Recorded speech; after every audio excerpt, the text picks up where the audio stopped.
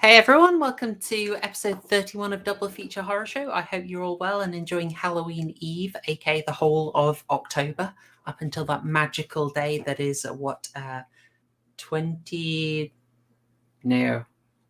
19 days away. 19 days away. It's close and I'm already really excited.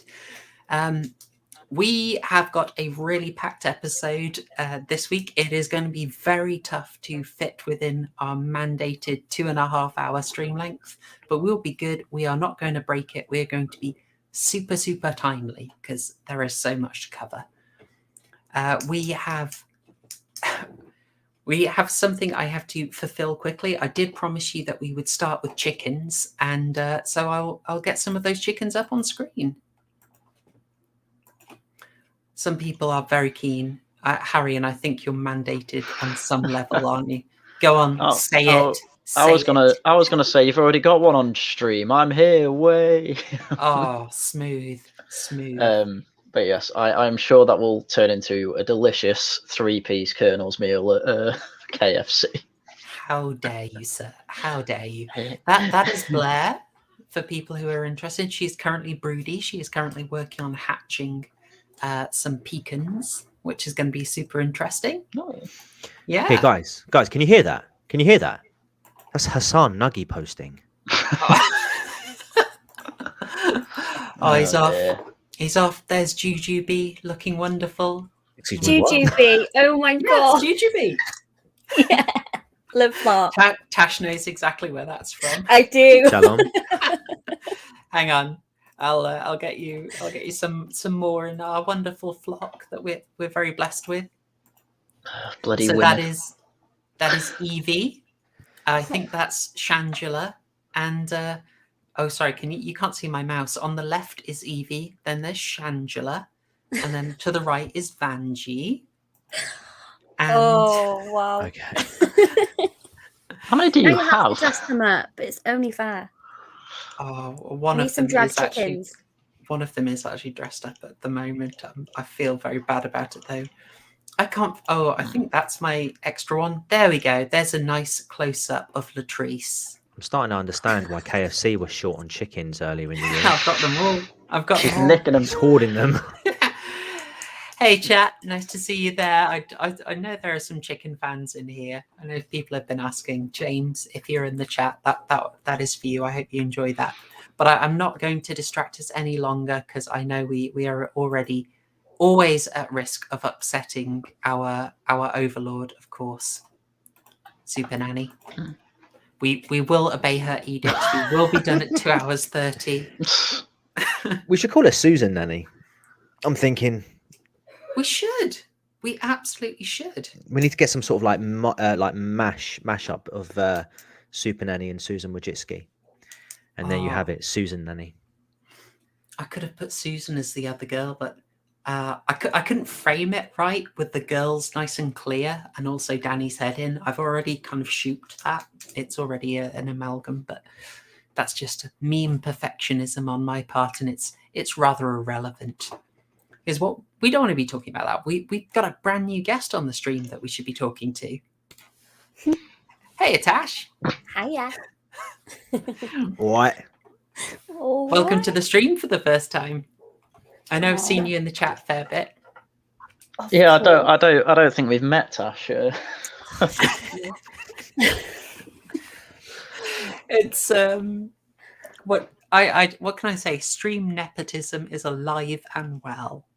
But well, nothing wrong with that. Nothing wrong with that No, at all. Just got to get that crime wife on now. Yes. Not that absolutely. imposter from last week. Last one. Yeah, the state of an imposter for that crime wife. Ugh. Oh dear. I couldn't resist it though. She knew a lot about Jack the Ripper, though. Yeah, to be fair, a lot more than I do. I mean, I'd like to think you're probably like quite clued up on Jack the Ripper after this one. I mean, I was going to. Well, I mean, I think the knowledge, the sort of historical accuracy of Whitechapel had to be, on point. But I have to say, I was well impressed with the background research that Based Waifu had done. Oh yeah. Yeah. You know, we had to we had to trim it down, as you know, that Mm. you could do a whole channel on it basically and Yeah. never run out. Exactly.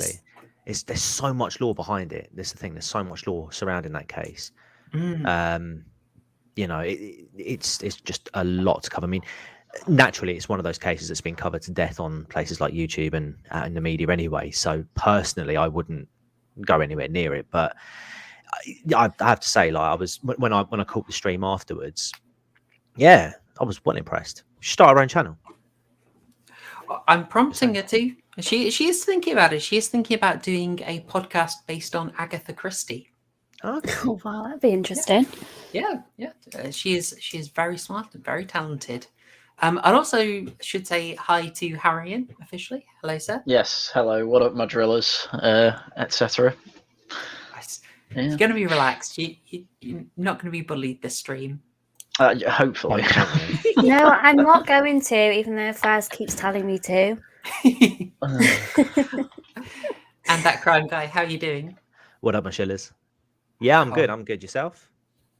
It's going well. It's going well. I've been Yeah. very productive. I've been, if you haven't seen it, guys, I have been pushing out the videos because I watched Midnight Mass. I overall really liked it. It did stumble in some places, but overall really liked it. I've been putting out episode reviews. And then I started watching Squid Game on the weekend and I didn't stop. And so I got a video out about that as well. So it's been busy here. Yeah, I saw that. We need to cover that on here. Oh, we absolutely have to. Have you guys, Tash, Haryan, have you seen Squid Game? No, everyone keeps talking about it though. Yeah, man, you have to watch it. You have It's to watch not for it. me. It's pretty. No. Yeah. It's, do you know what you say that? You genuinely you say that. I thought that, but the actual story's pretty decent, and just the scenery, like just the scenes themselves and the character building. I thought it was really, really good. Much better than I expected. I'm just one of those people that I really, when everyone's going on about something, I don't want to watch it because I just feel like it's such a big hype at the moment. I can't be dealing with it. So then in a couple of months' time, when no one wants to talk about it again, then I'll sit down and watch it. Just, yeah, when everyone's proper going into something, into detail, I can't be dealing. Or you can listen to your favorite crime guy, and you can watch it now, and then you'll thank me later. I could listen to you, or somebody could just do a breakdown for me so that I don't actually have to watch it. He's just too good at the summaries, you know. It's ruined actually watching the show. You just want the Haryan 3-minute special. To be fair, Haryan's 3-minute summaries will God, probably don't make last the longer joke. than the Don't entire make the series. So you might as well just Yeah. watch the series. You'll get through it quicker. True. Yeah, if I ever break it down, I'll do a mauler on it. See, Fez is telling me to be mean Very to you nice. again. Oh dear, the bullying He's is calling it your duty. Gee. England Every single day of expects. my life. Oh dear. Well, we can't get into the bullying. There's lots we have to do. We have to do the standard YouTube shill, guys. We got to get that out of the way. So Cut that subscribe button's face off. Oh, fantastic! Stab that that like button 39 times and glance the rib so you don't stab the heart. Cut the subscribe button in half and send one of the halves to your favorite DCI. Oh, Scratch it like a chicken fantastic, foot. guys. Fantastic. Feed the fishes in the comment section. This is exactly what Susan Wojcicki wants us to do. Oh, we're so professional. I can tell, guys, seriously though, share the videos. If you're watching this and you haven't subscribed, do the button clicking thing. You know it makes sense. And you're here already. It's just one click. And besides, we are super, super close to the magic 1,000 subscriber mark. I can feel it coming. I feel like a professional YouTuber already, guys. I'm going to be getting sponsorships and everything. Don't you reckon? Yeah, why not? Yeah, definitely. Yeah. I've been preparing for it. I can't wait for your Raid Shadow Legends adverts. I'm classier than Raid Shadow Legends. I think I'm going straight for that Audible. I've been practicing. course. Nah. If you're doing horror or even true crime, it's got Look. click the link, guys. Everything's on Audible, including House of Leaves, a very niche joke that maybe 2 people will like, but I've included it anyway. All available on audio. Running time unconfirmed. It's got to be Hunter Killer. Oh, I That's really my- want to do that. That's my sponsorship goal. Yeah, Hunter Killer. Looks amazing. No, I'm sticking with the audio game. For instance, Ash Sarkar's new diet book. Yeah. Yes, lads, we're slimming. Oh, I thought it was in the Communist Manifesto. I've planned this. Amazing. I've planned this all. I've been practicing so much, just getting my audible shills right. And, sticking on the cookery theme. Why not finish off John Dee's tradition of specialist interest cookbooks? Just rounding it off with his foray into the world of snacks. Oh, God. Dee's nuts. Brilliant. All available on Audible. See? I'm a natural shill for the high-class literary supplements. I've been working on that. Brilliant. You are another level. Yeah. These always seem like good ideas when I plan them. I really shouldn't. dear. Oh, you should have given him the urine cakes like we did from the old Salem stream. Do you remember that one, Haryan? Oh, And had the old picture of John Dee. yeah. Oh, I've missed out on some lore here, but I will have to go and rewatch, I reckon. Oh, but there's something we should do before we actually get into it, because we do actually have a fair amount to cover, so I don't know why I'm wasting as much time as I am, other than my own amusement. As I said, before we get into the topic section, Tash, it is your first time on stream. Yeah. And this is a horror channel. We are horror obsessives. And would you like to tell us a little bit about the kind of horror that you tend to watch? None. I come here so that I don't have to. So that all the scary bits are just left. It's great. Yeah. I'm a bit of a wuss. interesting. Well, I was chuffed you agreed to come on, because I heard you weren't super into it, and I'd asked you a while ago, like, did you fancy it? I'd heard you on another stream, and I thought, oh, this could be interesting. So I'm really pleased you agreed to actually I just want people to like me and not be horrible. It's hard. No, it's the politics world. They're all mean. Anyway. We're all autistic. It's Yeah. You said it. not our fault. Yeah, can confirm. Oh, like when you say you don't tend to watch them, is it? Do they really get to you? Do you get proper spooked out by them? I've got such an active imagination that I also feel like I'm in the film. So I sort of like get engrossed, and it takes if a film can encapsulate me for the first 6 minutes, then I'm invested, and if I'm invested, I'm in the film. And so if you're going to come at me with knives and things, I feel like I'm going to get killed, and it's just a whole big thing. So I prefer true crime because I feel like someone's telling me a story. It's nice. What if it's a film based on a true story? Yeah, but not always. And I also feel like you almost get some sort of I always think to myself, who in the right mind sits there and thinks of this plot? You must be on something. You must be. Mental. A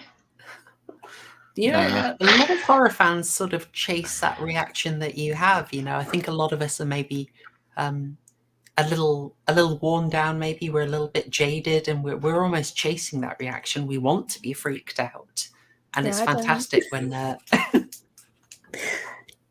Yeah. No, I just feel like I'm in it, and then every little sound or anything, it absolutely freaks me out. I mean, we watched Suicide Squad, didn't we, a couple of weeks ago? Yeah. And I was jumping out of my seat at that, wasn't I? Well, I was laughing. Really? At the Yeah, I film. was, honestly. It was the bits where King Shark was eating people mainly. I mean, he jumped at one, so I'm not that bad. But yeah, and then he ripped a guy in half as well. You jumped at that. Oh, and he took that person's head off, and its eyes were moving still. Oh yeah. You couldn't look at that. Yeah, James Gunn films are not for the faint-hearted. Yeah, but Well. I don't know what it is, because I'll watch true crime all day long. It's like someone's just telling me a story. It was like Whitechapel, because it was based on like history. I binged it in like a week, all like 4 seasons of it.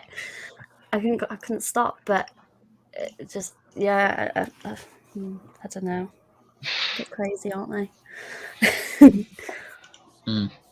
Yeah, I guess, there is that layer of distancing with someone telling a story, whereas, films will try and get you into it, try and make you scared. I mean, I think video games are the ones that do it best. Like, I'm quite the horror film veteran, but nothing spooks me like a horror game, I'm sure I've spoken about the time when I played PT. No. Yes. I'm jealous. I've never played it. I've watched run-throughs and they freaked me out. Yeah. I don't really like scary games for the reason you explained, because you sort of you're forced to be immersed into it, and I'm not a massive fan, and I'm sure I've spoken about it here. But yeah, when I played PT, I was scared for my life. I was begging my wife. I was actually begging my wife. I was like, "Look, take the control back. Take it. I can't walk through this hallway again. Every time I walk through something freaky out. No." And like the worst ones, unironically, the worst like walk arounds of that hall was when nothing happened, because you're just like, "Oh my god, next time," and then nothing happening. Oh my god, next time. Oh, I don't have the attention span to play games either. I'm just weird. Come to that conclusion. I was very impressed that you just watched all 4 seasons of Whitechapel. Like, you got into it. I loved it. Absolutely loved it. We got fans of it in amazing. here. Boo Jammy, well done, mate. Big fan of it. Well, before we get into discussing Whitechapel, I know what you guys are here from. I don't want to deprive you any longer. Let's discuss part 3 of the history of the British Board of Film Classification. That's what people came in for, right? Oh. Yes. Oh, thank goodness. I was feeling kind of awkward there. No, I should actually specify, it is still at this point, when we are telling our tale, it is still the British Board of Film Censorship. So I don't know. I want a fag. sorry for putting that up there. You can get through it. You can get through it. We'll be focusing on quite a lot on this guy here. This is a man called John Trevelyan, and we're going to end just when he moonwalks out of the BBFC. This guy was a teacher, and then he got onto the Education Council, and then jamily managed to get himself in the BBFC as a rater. And after the swift departure of the previous president, got himself that lead role. This guy shot up the ranks very, very quickly. Nice. And he presided over a very interesting and turbulent time in the BBFC's history. He was secretary of the British Board of Film Censors from 1958 to 1971. So he's taking over just after the last big thing that we discussed in the history of the BBFC. Because what we tend to focus on here is the film certificates. And we ended last time with 1951 and the introduction of the X certificate. Objectively, the coolest certificate. Absolutely. Heck yeah. I love X-rated films. Yeah. Now, Haryan, if I told you something was rated AA, what would you think? Academics, please respond. I was going to say, I think there'd be a lot of talk of mid-century philosophers that weren't exactly mainstream. Yeah.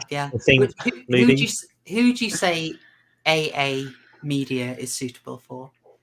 Car enthusiasts? Spurgs. Sorry, I couldn't resist a bit of bait here. I couldn't resist the bait. All right. Well, I mean, let's put it this way. Have you ever heard of the AA certificate? No. Yeah, neither had I. I never knew this existed. Huh. Is that weird? You've heard of the X certificate, right? Well, through you, yeah. Don't give me that. Come on, Don't you give tell me me that. you've never heard I've of never it heard being of the X-rated X-rated. certificate until I watched the horror show. Don't Come give me on. that. It's true. Oh, shut up. Don't give Yes, me I that. had. Yes, all right, Good. fine. I'd heard of X-rated. All right. Just because your girlfriend's in, man. Yes. She knows. Trying to You're lead not to- helping. She Trying knows. to pretend you don't know about BBFC history. To Do you know what's really impress great is the women. fact that I zone out every time he speaks anyway. So The bullying starts. I thought that's what the men were meant to do with no, the I'm women. not bullying. I'm just saying. So, okay, there's probably a good reason you haven't heard of the AA certificate, because basically it didn't last very long. It was broke down, yeah. The previous changes we discussed, they seem to come on like 20-year cycles. Like, we basically, broad strokes here, we kick things off around 1912. It's a bit messy, it's a bit unclear exactly when stuff happens, but we start in 1912 and it's just U and A. In 1931 we get our H certificate, H for horrific, which, as I think I've said, was a potential channel name for me, but I like proper horror show, we're stuck with it. And then in 1951, 20 years later, we get the X certificate, and our next revolution happens in 1971, 20 years after that. So it's very neat. But the AA certificate dies very quickly. It just about makes it 10 years before they decide, no, we're not going to have that. Alexa in the chat just said they use AA ratings on Sky descriptions on documentaries. How interesting. I mean, that's got to be different. Would that be like all audiences, Alexa? Maybe. How do they use that there? Well, let's talk briefly at how we get to the AA certificates. We're probably best talking about the initial X rating, which meant a film was you had to be 16 or older to see. And then this guy comes in. He comes in about 7 years after we get the X rating, and he's pretty chill. By all accounts, he is a great liberalizer of the BBFC, and he starts letting a lot more stuff through. Mm-hmm. You know, he's actually in charge when the Bond movies are coming through, and he gives them a fair bit of trouble, actually, as he effectively, it seems John Trevelyan took the approach of, if you are a serious artistic endeavor, you get a huge amount of license. Okay. And if you're mainstream fare, then he'd be quite strict. So he was very harsh on the Bond films in particular. Now, you guys are a fan of GoldenEye. Yes. Yes. Do you remember Sean Bean's character name? The villain of the film. Alex something, 006. Yeah, Alec McGuinness, I don't know. Trevelyan. That's the one. They named the villain after this guy. Oh, no way. Yeah. Savage, eh? Absolute savages in the Bond world. Nice. So it's a mixed reputation. He ends up letting a lot more explicit material, full frontal nudity, discussion of abortion, sexual violence. It all gets allowed in. And even if he ends up not passing it, Trevelyan is very willing to encourage things to be displayed in private cinema groups as a sort of workaround. Right. So we're effectively, he's letting things get really quite liberal here. And as happened previously, there are complaints, because ultimately individual councils, borough councils, have the final say on what's being displayed in their area. And they can be very individual about it, but they listen to the BBFC broadly. And the complaints are rolling in about everything that he's letting through. You're starting, if you remember our previous ones, this is a bit of a familiar theme, and it's very contrasted with the sort of official narrative that the BBFC are stuffy fuddy-duddies, too strict. I mean, they're still the British Board of Film censors at this point, prior to, handily enough, 1984 is when they stopped being censors and became the British Board of Film Certification. Right. So that it's just a little. It can't be an accident that they switched it over in that year. So the complaints are coming in. So what does he do? He changes the X certificate. He says, okay, the X certificate is now for people 18 and over, which is not a change you'd easily note. You'd think, okay, it's still an X, but the content changes quite dramatically. And then they introduce a whole new raft of certificates, because apparently there is a recognition of a need for effectively something to accommodate the teen market. Now that I find really quite interesting, because we got our X certificate thanks to a report by Parliament in 1952, the Weir Report, which I still haven't managed to get a copy of. I'm doing my best. But I can't find a sort of thing like a Weir Report for this. It seems to just be market influences, right? And this is particularly interesting for me because the Weir Report, a major thing of it was investigating, was the BBFC too closely linked to the studios? Were they maybe a bit too close? Were the studios getting a bit too much say about what was getting through? Heaven forfend, of course. Oh, of course.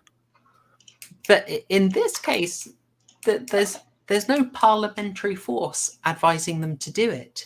They just go ahead for market reasons.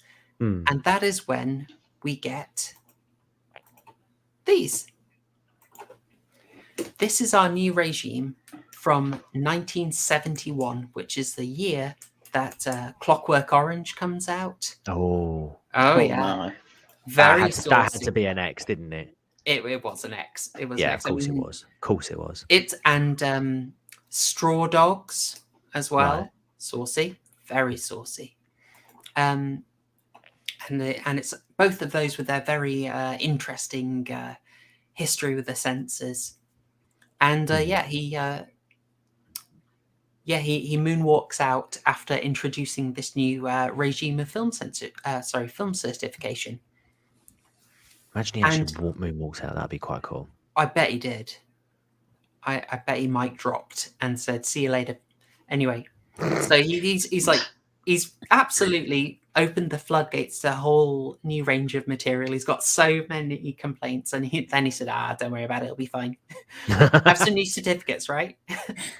But looking at these, so the question of who should watch something rated AA? Well, someone who is 14 or over can go in and watch that unaccompanied. Mm-hmm. And the original A advisory here, it seems to go back and forth whether it's advisory or adult. Yeah. I cannot find consistency in the literature here.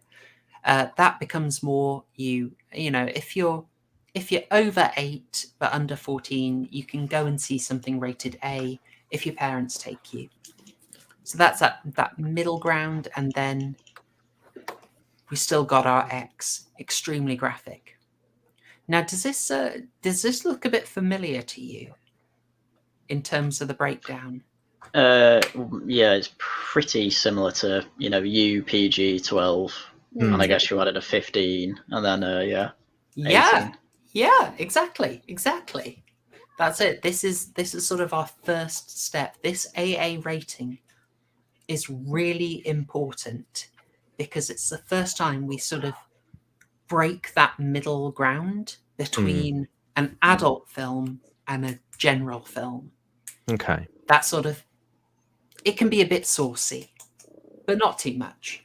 A little bit of blue for the dads, They'll throw in a little bit. So lots of the Bonds are getting these ratings, yeah? Yeah. So not super graphic, but, probably not okay for kids.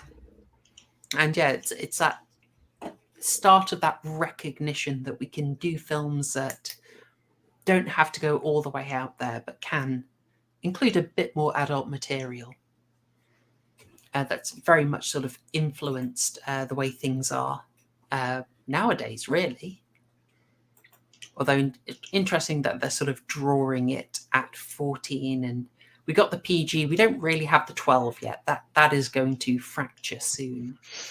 Yeah, I'll say that the 12 came in a lot later, and like you say, fractured into sort of like two different categories. One for obviously straight to video or DVD, and obviously like for cinema attendances, that was more of a guideline thing, wasn't it? Really, I mean, it was kind of like PG with extra steps.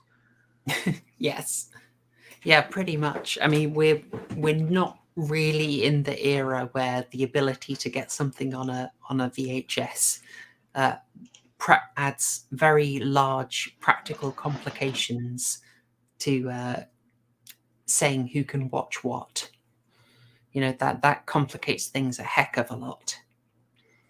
But I suppose an interesting question before I round this off is, what do you think it means that the BBFC sort of doesn't really hold the line, but it actually just sort of keeps adding spicier certificates? Is this rhetorical? I was just thinking that. Yeah, I mean, I can't mean, make I can't make my own mind up about it. It's sort of interesting that they have this reputation, or they say they have the reputation as fuddy-duddies, but it seems to me like they do let more and more out, and they seem to say that they're very much guided by social changes rather than sort of holding the line themselves, sort of deciding it themselves. Yeah, I mean, it sounds more like they're just broadening the definitions through the certifications, and I don't know. It just seems like they're giving more people the opportunities to. I don't know. I mean, I couldn't really answer specifically, but I mean, sort of like from the first two parts that you've done on this, one of the things that sort of came across, especially like with the first BBFC video, like segment you did, they did come across as, like you say, very fuddy-duddy, but but there's clearly some sort of loosening up going on here. I mean, especially like nowadays when you compare them, there's more certifications, but what it does is it opens up the door for other kinds of media to be produced. Yeah, it might get put to one side.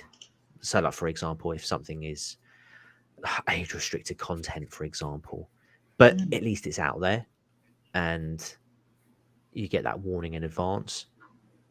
But instead of outright banning it, because you just can't put it in its own little bubble, if that makes sense.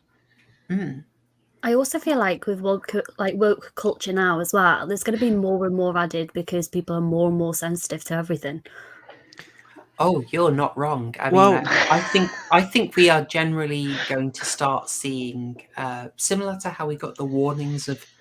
Do you remember there's that thing where Sky and the BBC put sort of messages over each film, like, this contains outdated attitudes? It's like, yeah, it was done in 1960. What do you expect?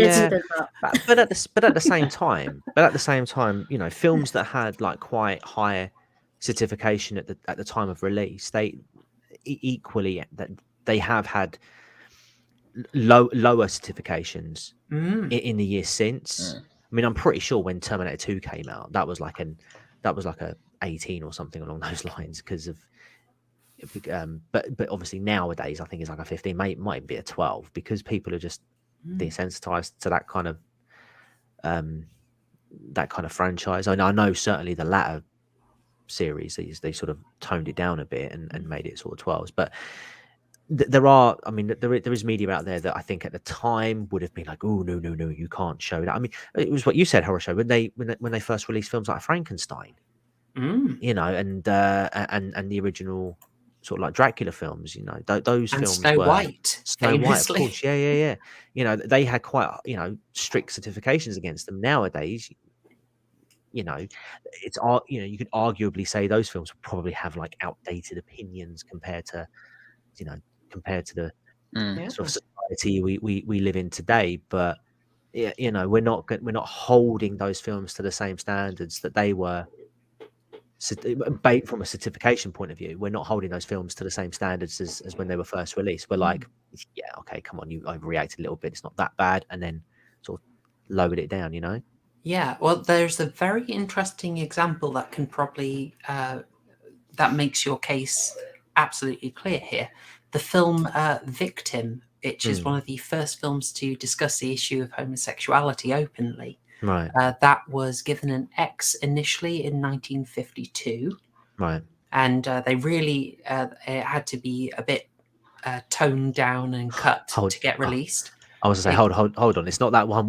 It's not that one that I've seen floating around on YouTube. Victim. Yeah, where not a film. It might have been like a sort of like a PSA. It's. Oh no! It's not that one. Right? No. I know exactly the one you mean. I think V put it on his channel once. He told Johnny some off-color jokes. Johnny didn't know what to think. Yeah, I don't know. That thing cracks me up. Yeah, so Victim comes out in 1952. Sorry if I've got the dates wrong. X certificate, then it gets re-looked at. I think it's allowed out as a 15. Then it's re-released fully, and it's a U or a PG. It's like yeah. But yeah, what Tash says is super interesting. We might actually see something that's like a return to 1912, where films will be extremely strictly rated on moral grounds. It'll just be a very different morality that is in charge. The way I see it, to be fair though, the way I see it is those kind of like warnings beforehand are kind of like terms and conditions. I don't think anybody really reads them. And we laughed at the ones at Disney when they came out, when we were watching the Aristocats the other day, and it says all this racist content, and we were like, really? Come on, it's just a cat. It's just a cat playing chopsticks with big buck teeth and clearly having a really thick Chinese accent. It's one of my favourite bits. It was really funny. Oh, hang on, I've been corrected here. Sorry, Victim was 1961. I apologise. Thank you, Bujami. You've corrected me. Yeah, and on the subject of us probably being the films being raised on moral grounds and whatever. Yeah, but I mean, if there pass anything to go by, the films will change first, then the ratings will kind of follow that. So I think the British Censorship Board just decided there's too much to censor. We're not going to have any films out. Loosen it a bit. So it's an interesting one. Logically, they have the power, but I think in practice, it does seem to be that the studio led the way by just submitting more and more, and it's like, well, we'll submit it, and then if you say, we'll cut it down a bit, but we'll keep you going. Anyway, so yeah, that ends us in 1971 with the introduction of the AA certificate and the first step towards a sort of recognizable system that we have today. And I will stop it there. These things are never the 10 minutes that I think they're going to be. Never, ever, ever. You get 10 minutes for that? I only get 3 minutes for the plot. Well, you get 3 minutes in theory. Tash told me you could finish in 3 minutes, so that's what I gave you. What are you? Hold on. Sorry. Mitch last week did a pathetic attempt at impersonating me, and he's trying to do it again in the chat. This is how you do it, Mitch. Hello, and welcome to the channel. Awesome. No, mate. Welcome to that channel. Welcome to the channel. Nice. Good to see you, Mitch. Good to see you, Alabastard, and Charlie Chieftain. Good to see you in here as well. We are going to 40 minutes in. Get into the topic of the stream. Were we meant to do this stream with Cockney accents? Oh gosh! Someone on Twitter was like, doing Cockney accents. Hello, Governor. Well, Governor. I'll do a Cockney, but I can do like an Essex accent. Does that work? Don't do your Essex accent. Go on, do it. I want to hear. Because I don't like it. It's not my fault, did it? What? Do that again? So it's not my fault. I'm good at it. I nailed it. I think nailed it. All right. So Whitechapel. let's just do the history quickly. Whitechapel is a series started in 2009. It's got a weird production history. I won't be long on this. It does 2 seasons in one format, so it's like 3 45-minute episodes on one story, and that's seasons 1 and 2. And then it moves from basically its whole premise is we're going to do historical reenactments of crimes in Whitechapel. And I think they realized after 2 seasons, oh bugger, we've got nowhere to go with this. And then they moved on to just doing like 2 episode cases. Is that a fair say, Tash? Do you reckon? Yeah, you know, when you said to me that you couldn't watch it after the second series because it went to BBC, I could tell the difference instantly. Yeah, I mean, It was so much more graphic. it was much more graphic, but More also, how graphic. can I say, the BBC's commitment to representation was immediately apparent. Like 3 new people turned up on the team. It's quite funny. Oh dear. You could tell.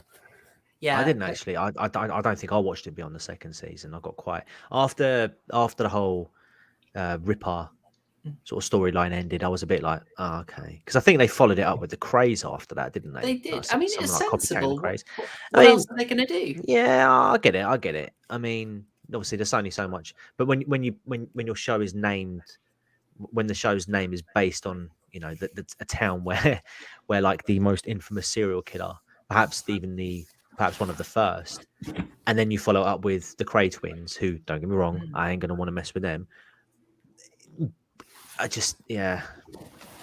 And then I think what one of them was like, a request? Say darn in a very fabulous way. Oh, darn. Darn? Is that it? I think that's what he wants. I don't know. Darn. Are you okay? I hope that was clippable.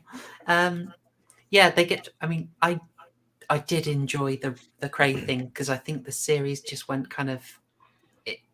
It went a bit crazy, didn't it? Way. Oh, that was Come not on. intended. I mean, that they give him a reverse trap. You know, that was. Anyway, if you haven't seen it, I won't go into it. But let's say it gets a little more off the wall in season 2. I think it's fair to say. Right.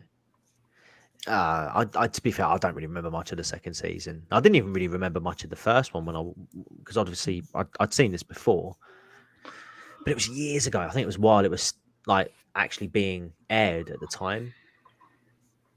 Okay. Yeah, I caught it completely randomly. Like I was just saying somewhere I had nothing else to do. I'd never heard of it. I mean, I see a lot of people saying they've not heard of it. They thought it was Ripper Street. Yeah, Ripper Street was much higher profile. I don't know. I just caught it randomly. I thought, oh, this looks interesting. What's this? It came up in like a Netflix horror recommendation, and I binged the whole first season in one night. I couldn't stop. It's one of those great experiences where you're like, I know I should sleep, but I am absolutely hooked on this. I watched mine in work. I sat there and binged all 4 series in a week in work. It's great. Nice. Yeah. So this is, in short, the 2009 series is all we're looking at, and it is a 3-part story about a Ripper copycat who's doing the murders in the 20th century. 21st. Sorry, yeah, 21st. Oh gosh, I'm not meant for this. It's too modern for me. I'm automatically censoring it. Yeah, is a tight little story. It is told with some level of grit, but I think there's also a fair bit of dark humor in it. Yeah, loads. Yes, and also quite a few interesting horror winks for people to catch. I don't know if I'll see if anyone noticed them. In fact, you can see from this image I've got straight away. Did the titles remind you of anything?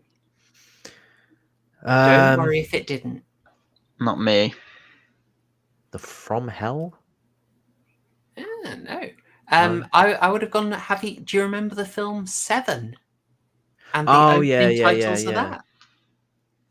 Basically, it's an almost copyright infringing ripoff of the titles of Seven. Right. Like, if you guys want to watch that, you will see. It's very, very close. You know, I haven't seen Seven for my sins, but I do actually have it on DVD. Oh. I did pick it up when I was doing my, you know, when I was doing those little DVD drives. I was going to like down a local charity shop. I could get like four for £1. One of them was Seven. I just haven't sat down and watched it yet.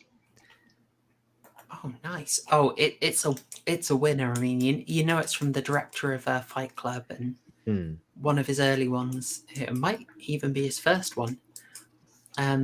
Yeah. Oh, you're in for a treat. It's wonderful. So it's taking that, and there's even a sneaky Shining reference in it later on. Oh, yeah. Okay. It's a very. If you think about it too long, it breaks. But they did slip in a cheeky little reference to The Shining. Yeah, I think I know where you're talking. Yeah. Yeah. I'll say it now because otherwise I'll probably forget. Spoiler alert. Oh yeah, guys! Spoiler alert for Whitechapel season 1. Just gave the overarching story for season 1. Don't worry about it. all I've said is it's a copycat ripper. That's all I've said. It's fine. They tell you it in the first episode. It's True. in the titles. Look at it.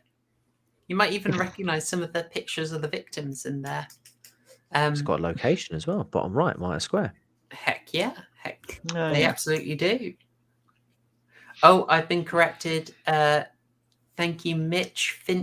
David Fincher's first film was Alien 3 and not 7. Yes, I should have remembered that. Good stuff. Yeah, so spoilers for Whitechapel season 1. We won't go in plot point by plot point because it's 3 episodes. We'd get absolutely lost. But there are sort of interesting things to remark on here. The Shining reference I was just going to drop was they find the killer's flat eventually, and they're told it's room 237 or flat 237 on the 4th floor. Why is a flat on the 4th floor number 237? I don't know. Doesn't seem to make any sense to me. I was watching that bit and I'm like, why couldn't they do this on the ground floor? But yeah. Yeah, it's an odd one, isn't it? It's a very odd one. Haryan. Yes. Would you like to give us the rough overview? Very rough, like All right. Genuinely, don't do it plot point by plot point, but roughly. Oh no, I wouldn't. So just for people who haven't seen it, so you can follow roughly what we'll be talking about. So, as mentioned, that this is about an investigative team investigating a copycat killer of the Ripper murders from over 100 years ago. So, for some of the characters, we have, oh my god, what are their names? We have D.I.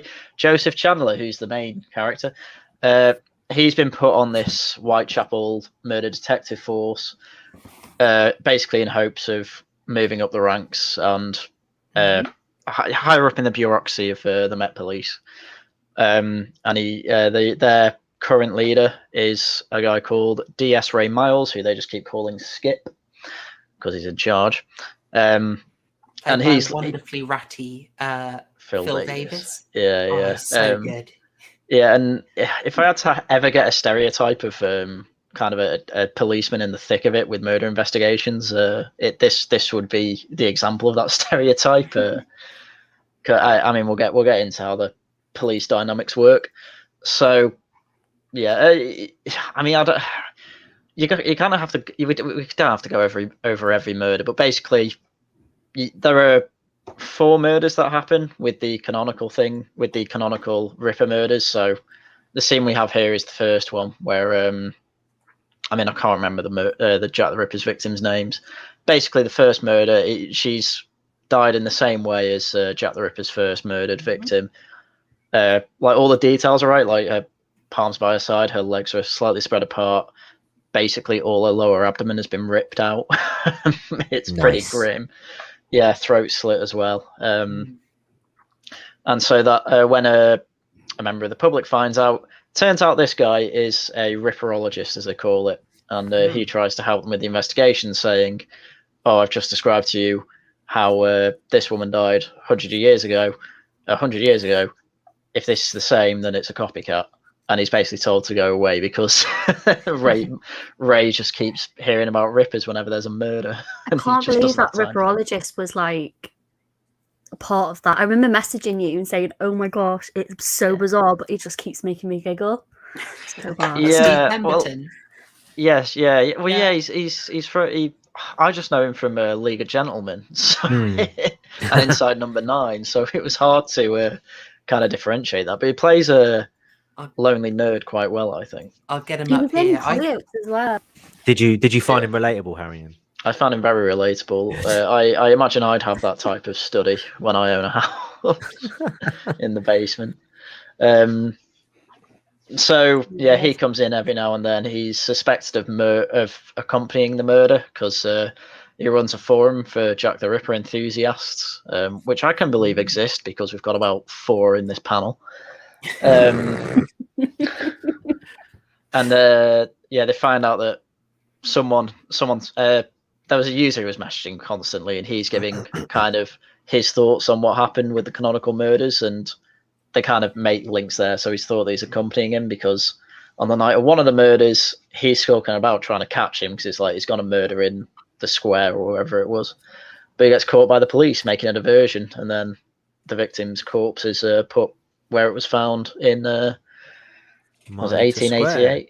Yeah, I can't remember what year it was, but 1888. It was 1888. Yeah. So yeah, and then he's in jail for a while. He's then let out eventually because turns out anyone can message him, and he's just he doesn't know that people are gonna kill people with that information, which is fair enough. And yeah, there's other murders where he clearly wasn't an accomplice, so but ends up helping them just with all his Ripper information, and he lets them borrow a load of books. I did like that with the bits in the police station, especially the guy where they say, "Oh, you watch loads of TV, you can go on CCTV cameras," and then later he gives everyone Ripper books, and he's like, "Oh, I've not read a book since I was 12," and he goes, "Have the DVDs there." Yeah, I love that.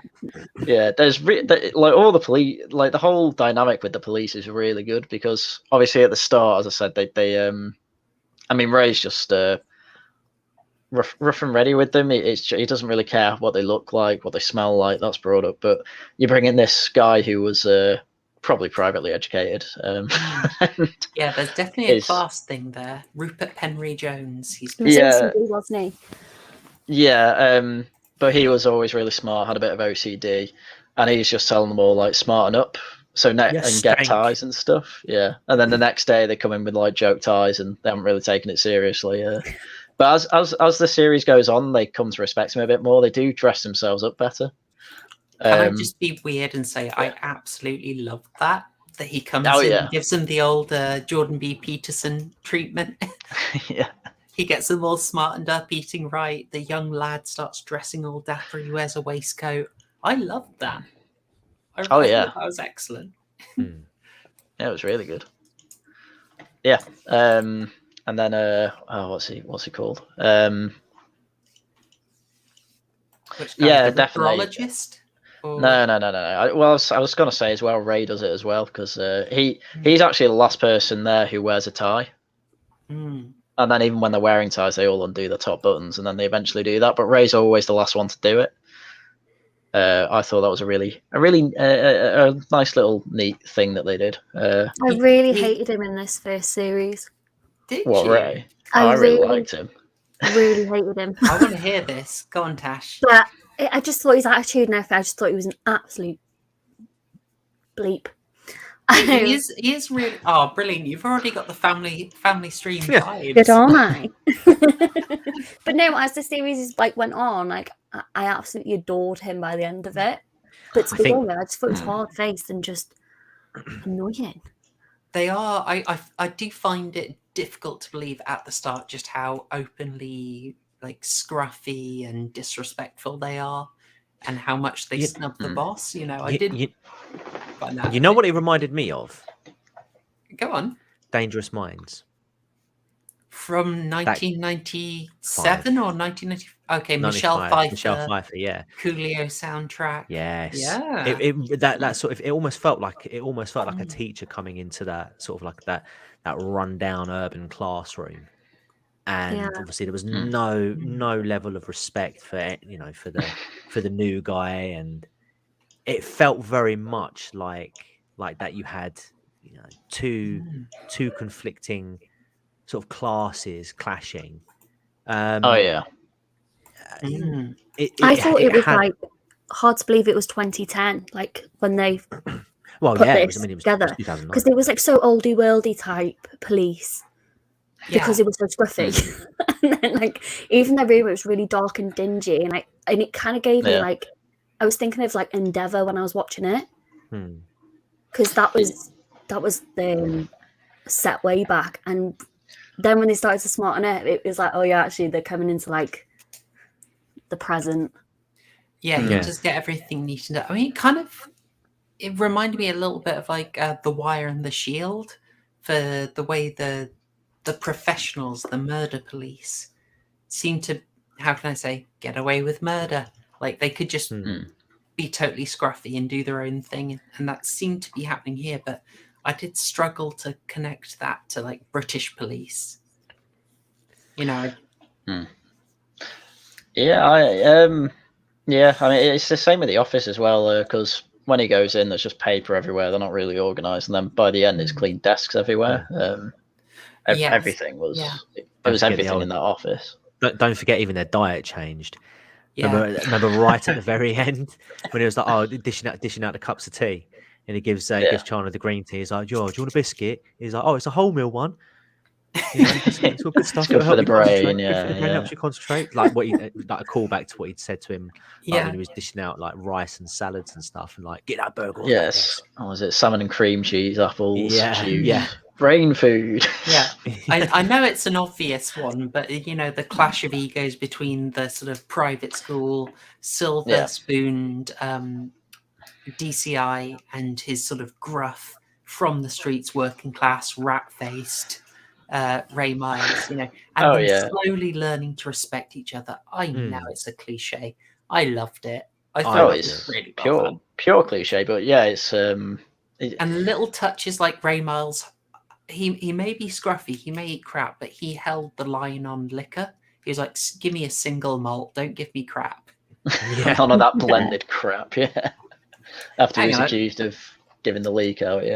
But I don't think that you get to really know him as a character until at least the third series properly, because even the second series is quite jaded. He's quite I don't know. I didn't think you could really connect with him on the first one.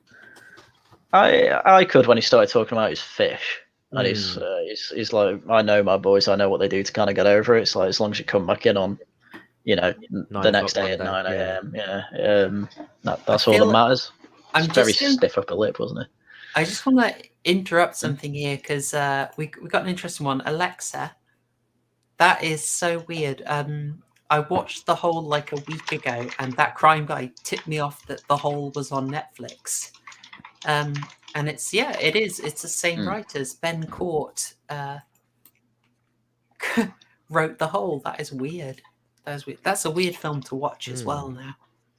Lawrence Fox slumming it up, wearing very little. It's weird. Yes, Harry, it's that Lawrence Fox. And there's only one Lawrence Fox. Thank God. Many foxes, but an alarming number of them, frankly. So Yeah, I mean, another thing with a big thing of this series is, as we say, the class differences. But even when they're trying to investigate it, well, they go to that street where the second murder was going to happen, and they're all on the piss basically, or acting like it, and he's there with a coffee in a suit, and they're just like, you look like a cop. Like, Yeah, blend you're in. not gonna, yeah, you're going to be avoided. That was a weird scene for me because just I know that street very well. That was Start smashing some pint glasses and sing some football tunes. You'll be Yeah. sorted. yeah. But, Just off the top of Brick Lane, they'll have been getting hungry, smelling the food all night. Imagine how much the touts bothered them while they were trying to film that. What seemed weird to me about that, like they were supposed to be investigating the street and being like, oh, look for the Ripper, but they kind of just stood on the side of the street, and then where the actual murder happened was like two corners away. It didn't feel like good police work, but I suppose they were out there from, well, all night basically till 5 a.m. Yeah. And then when they find that body, Ray comes in, he whispers to his second in command, oh, he was right, wasn't he? And then he still has to undermine him again by being right, now you've got to find the most like unfindable murderer in like centuries. Yeah. So I guess it's worth getting onto the investigation. Yeah, go for it. Yeah, it was red herring after red herring, this one, and some were more convincing than others. Though, I mean, overall, like I guess there's not too much of a problem with it, but I mean, I don't want to reveal who the murderer was at the moment. But Are we going to hold off a little bit longer? I'll hold off a little bit because it's quite. So it's the first murder. Well, the first murder, they see him on CCTV with the leather apron and a deerstalker hat, and that's supposed to be what Jack the Ripper was seen in that same murder. And then there was talk of his first actual canonical murder was, as I said with the subscribe button before, a woman stabbed 39 times. Well, there is dispute over it, which is something I find really interesting, because this is a really, really meta series. Because if you're wanting to tell people about the Ripper, this is kind of a really interesting way to do it, because they're getting their whole thing of, okay, the Ripper is happening now. What are we going to do? We've got to stop him. Is a really interesting meta device for talking about how the murders worked and what the issues were. So they bring up the fact of the very disputed canon, like who is a canonical murder. So there's a woman who was, I apologize, I can't remember if she was murdered or just very, very badly assaulted. So Martha Tabram. The original Ripper attack was, well, alleged one was a murder, but in the series she survives because just purely by chance, because the knife bounced off one of her ribs, basically. That's it. Yeah. So it's talking about some of the issue that we brought up last week, that there's just a lot of disagreement over who was a Ripper victim. Like it was really interesting for me in episode 2 that they talk about sort of a dispute, basically an academic dispute over the famous double event, which is the night when two murders were committed within 45 minutes of each other. And it's literally a sort of battle between academic theories over which one was, whether they were both genuinely Ripper killings. I thought that was really interesting. You're trying to prevent the Ripper, but one of the problems is you can't agree what the Ripper actually did. Yeah, this was quite a clever thing that they did with this series. They didn't just go off one chain of event. Well, I mean, they did in the sense that they used the canonical 5, including obviously the suspected one. But what they did was use one angle of the story, because there's so many variations to this story. There's so many potential, there's potential victims that aren't part of the canonical 5 who in the years since have been linked to Ripper murders, as well as the number of suspects who could potentially be the Ripper. I thought it was really clever that they went, okay, they're going to use one of the theories, but also at the same time acknowledge that there are other theories out there, other possible victims, and it was almost a guessing game as to what this person's opinion was of the case, which would then obviously form their strategy against catching him. But as you see, it didn't, and how, like, just because there's so much confusion over the actual case itself, how it actually impacted and hindered their ability to even catch the guy in the 21st century. I thought that was quite cool. It's very cool. It's very meta. I mean, they're trying to stop the Ripper, so if it was absolutely straightforward, if he strangles someone in Parliament Square at 2 p.m. on July 4th, then it's like, okay, well, that's easy. Yeah. Whereas we have these points that we know and all these things we don't know about and all these strong suspicions. And as you say, that was brought in, they get a couple of people who are effectively the foreign sailors of the time. So sort of an immigrant who's they have an immigrant and a delivery man who were people who were suspected. There's a lot of more subtle echoing back to the actual case, including some of the names of the characters actually are like subtle references to the case. Haryan, we sort of dragged you off to talk about that. No, it's fine. I was going to say, because I've always got to bring up problems. Go on. I just thought it was the murder with whatever the square was called. I thought that murder was like really contrived because he was relying on obviously the nerd, what's it called, Edward Buchan, to come along and cause that distraction. How funny you say that. Yeah, exactly. Why did I save a screen cap of this? Yeah, because obviously the police line's just gone, and you got to follow the person you think's Jack the Ripper. Fair enough. And all this, it's just you're relying heavily on that for a killer. It'd just be nice if he clearly had some sort of backup plan for it, because obviously he had the fire for the first murder, which was supposed to be the distraction, which he had set up himself. And then he obviously had left his computer there, which had burned to a crisp. Did they manage to get any information out of that computer? I'd be very surprised. I'd be very surprised if they did. I just know they were talking about. I don't think it was followed up after that. Yeah, I don't think it was even mentioned. No. Yeah, they managed to link it to why he stops. They look at that and they work out, okay, so he must have been, because this fire was destroy the computer on this night, and it was the last night that this person made a comment on the board, that we can assume he was that forum user who is a Ripper fan. Yeah. So they have got themselves in a sort of tight corner writing wise, because I think it's a really cool premise, right? Yeah. But it's one of those, you kind of write yourself into a bit of a corner, don't you? Like, the obvious problem is, okay, Mitre Square is, and you are so right to pick up on this, Mitre Square is right out in the open. Yeah. How is he going to do it when they have a 45-minute window?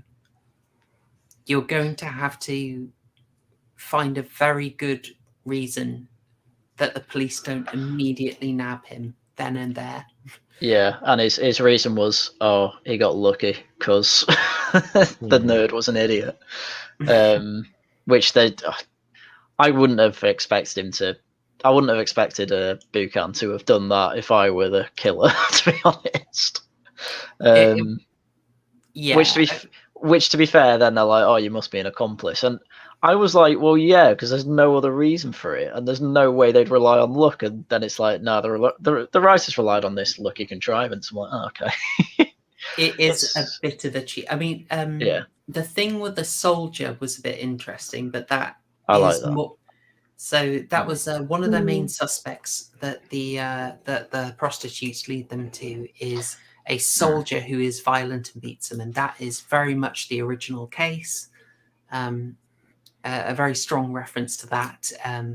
Ultimately, this soldier is a red herring. Yeah. And I'd say it's also a tiny bit of a contrivance that he leads them astray with the police following him, and then ultimately it's him ambushing them with journalists. Yeah, and it's like, with the press. Yeah. I don't think that actually looks bad for them. Doesn't it look bad for him? Like, hi, I've got proof that I went AWOL from my army post. Doesn't it just cause him a ton of trouble? Probably, but I mean, if you go, AWOL at night, like they're allowed to leave the barracks, I think, at night, but Through a I'm not window? sure on that actually. Oh yeah, obviously No, not they through a really are. window.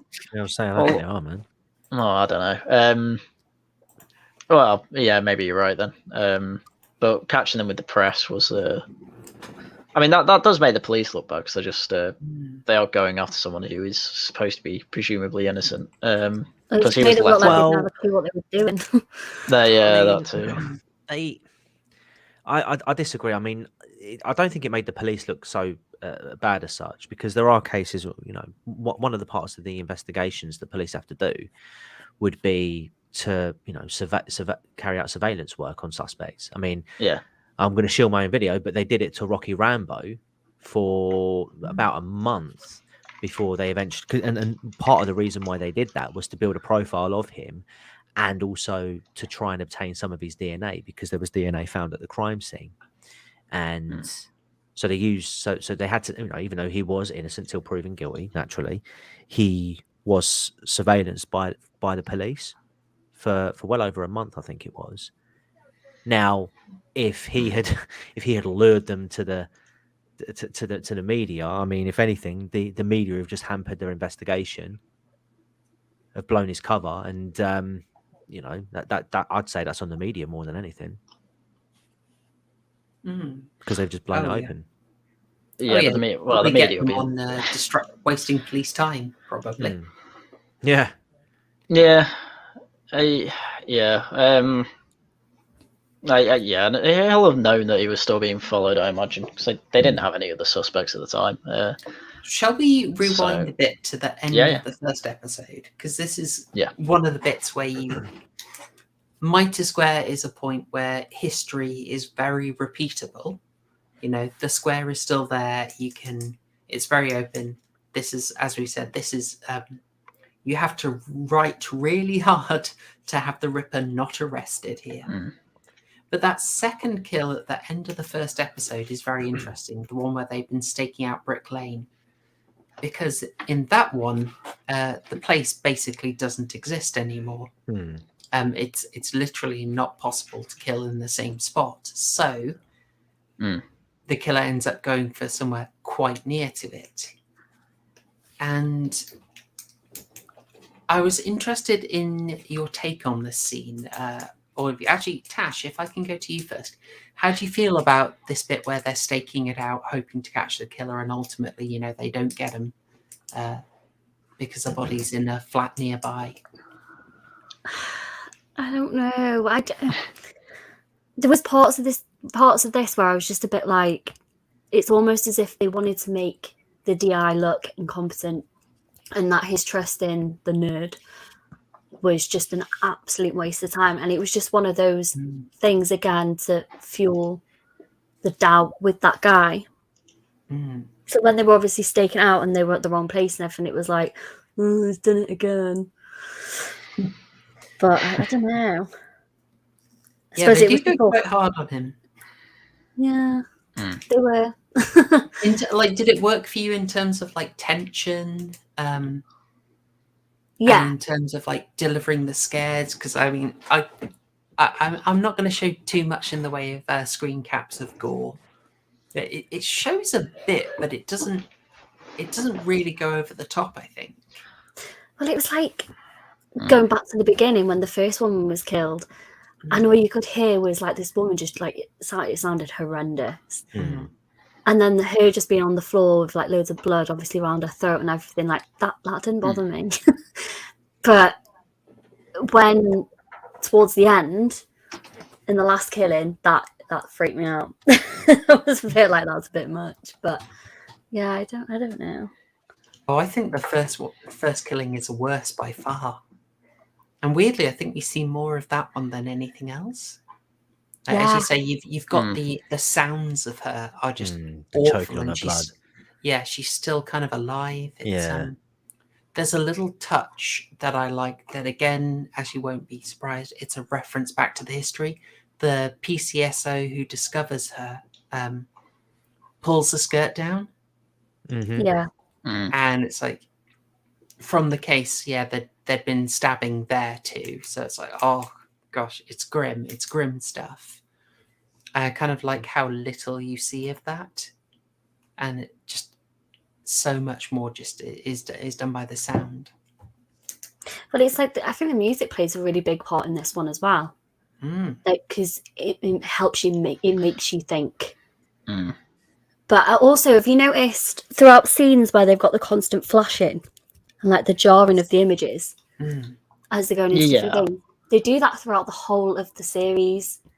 Even when we were talking before about the guy in the wall, where the person's like scratching on the wall. Well, obviously, spoiler, the guy's in the wall. But in this one, I was thinking to myself, why is it flashing? Like, why is the constant flashing? It was like really annoying me because I was like, I don't understand why. Yeah, I hated it. But I thought about it and I was a bit like, well, back in like Jack the Ripper times, obviously street lighting would have been poor. So was it a reference on the street lighting? I think it was like trying... oil lamps, weren't they? They must have been... Yeah, I think they were trying to do a bit more like literally just like the film Seven, but it's that sort of disturbing style. I think like the idea that these flashes they show are like details of the crime or a guy down the alleyway, and I think it's meant to get you like the idea of uncomfortable, disturbing thoughts just like flashing in your brain. It's really annoying. A lot of them do that sort of thing. Saw does that sort of imagery. Not in the same way, but it will do the sort of disturbing flashing imagery. And it that the end of episode 1, I'd got a little note on it just because I thought it was very interesting that that's the first time they really bring up the theme of basically the impossibility of the Ripper murders happening again in exactly the same way, because some of the places are just not existing. And you've got, in theory, you've got all this DNA evidence, you've got surveillance everywhere. You should be able, it's almost suggesting in a way, could a Ripper killer get away with it again? Or is it very specifically a product of its time? And it strikes me like by literally having the buildings not exist anymore, in a way it's kind of saying that it's just a product of its time. I would agree. Yeah, same. I would agree.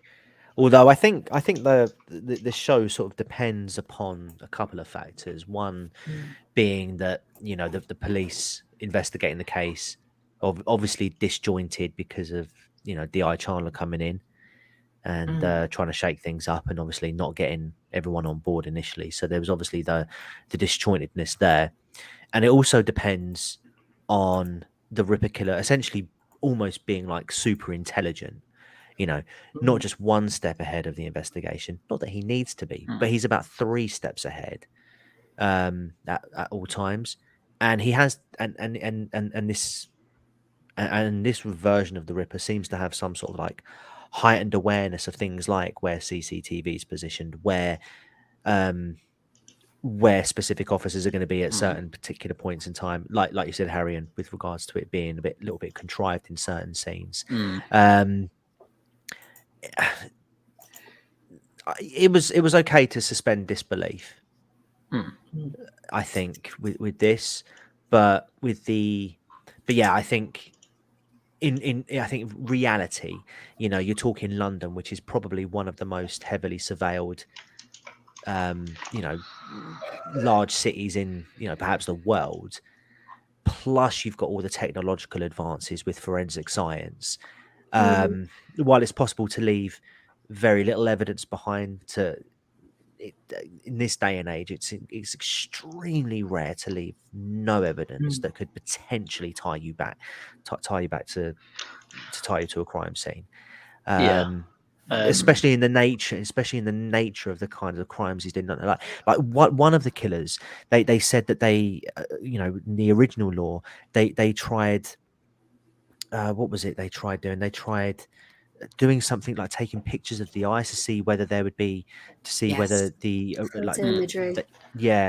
just to see whether the killer left an imprint in their eyes, and obviously he licked one of the victim's eyes, and they got around that just the DNA was contaminated. Why was it contaminated? Yeah, exactly. Why was it contaminated? Like, surely the only contact that DNA could have had was with the victim's inner eyelid. How did that get contaminated exactly? It does feel like did someone come out? Did someone else? Yeah, did someone else come along and just lick the other one? Like, so stupid. I was a bit, yeah. I just obviously it's great, like it's kept to like the history side of things, like the Ripper Killer, we don't know who it is, blah blah blah. But obviously in this day and age, even the Golden State Killer from years ago got found out, and because through a relative's DNA, not even through his own DNA, but through a relative. So it's kind of really hard to think that he wouldn't get caught. Yeah, well, I mean, they do think they know who the actual Ripper was through DNA, like the old 23andMe kind of things. Although there are questions as to the veracity of that, but they recently announced, some investigators announced they think they've identified the Zodiac Killer. Yeah, again, though, questions are being raised about that and how sort of solid that is.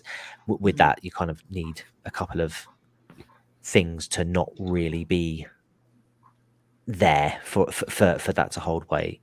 But I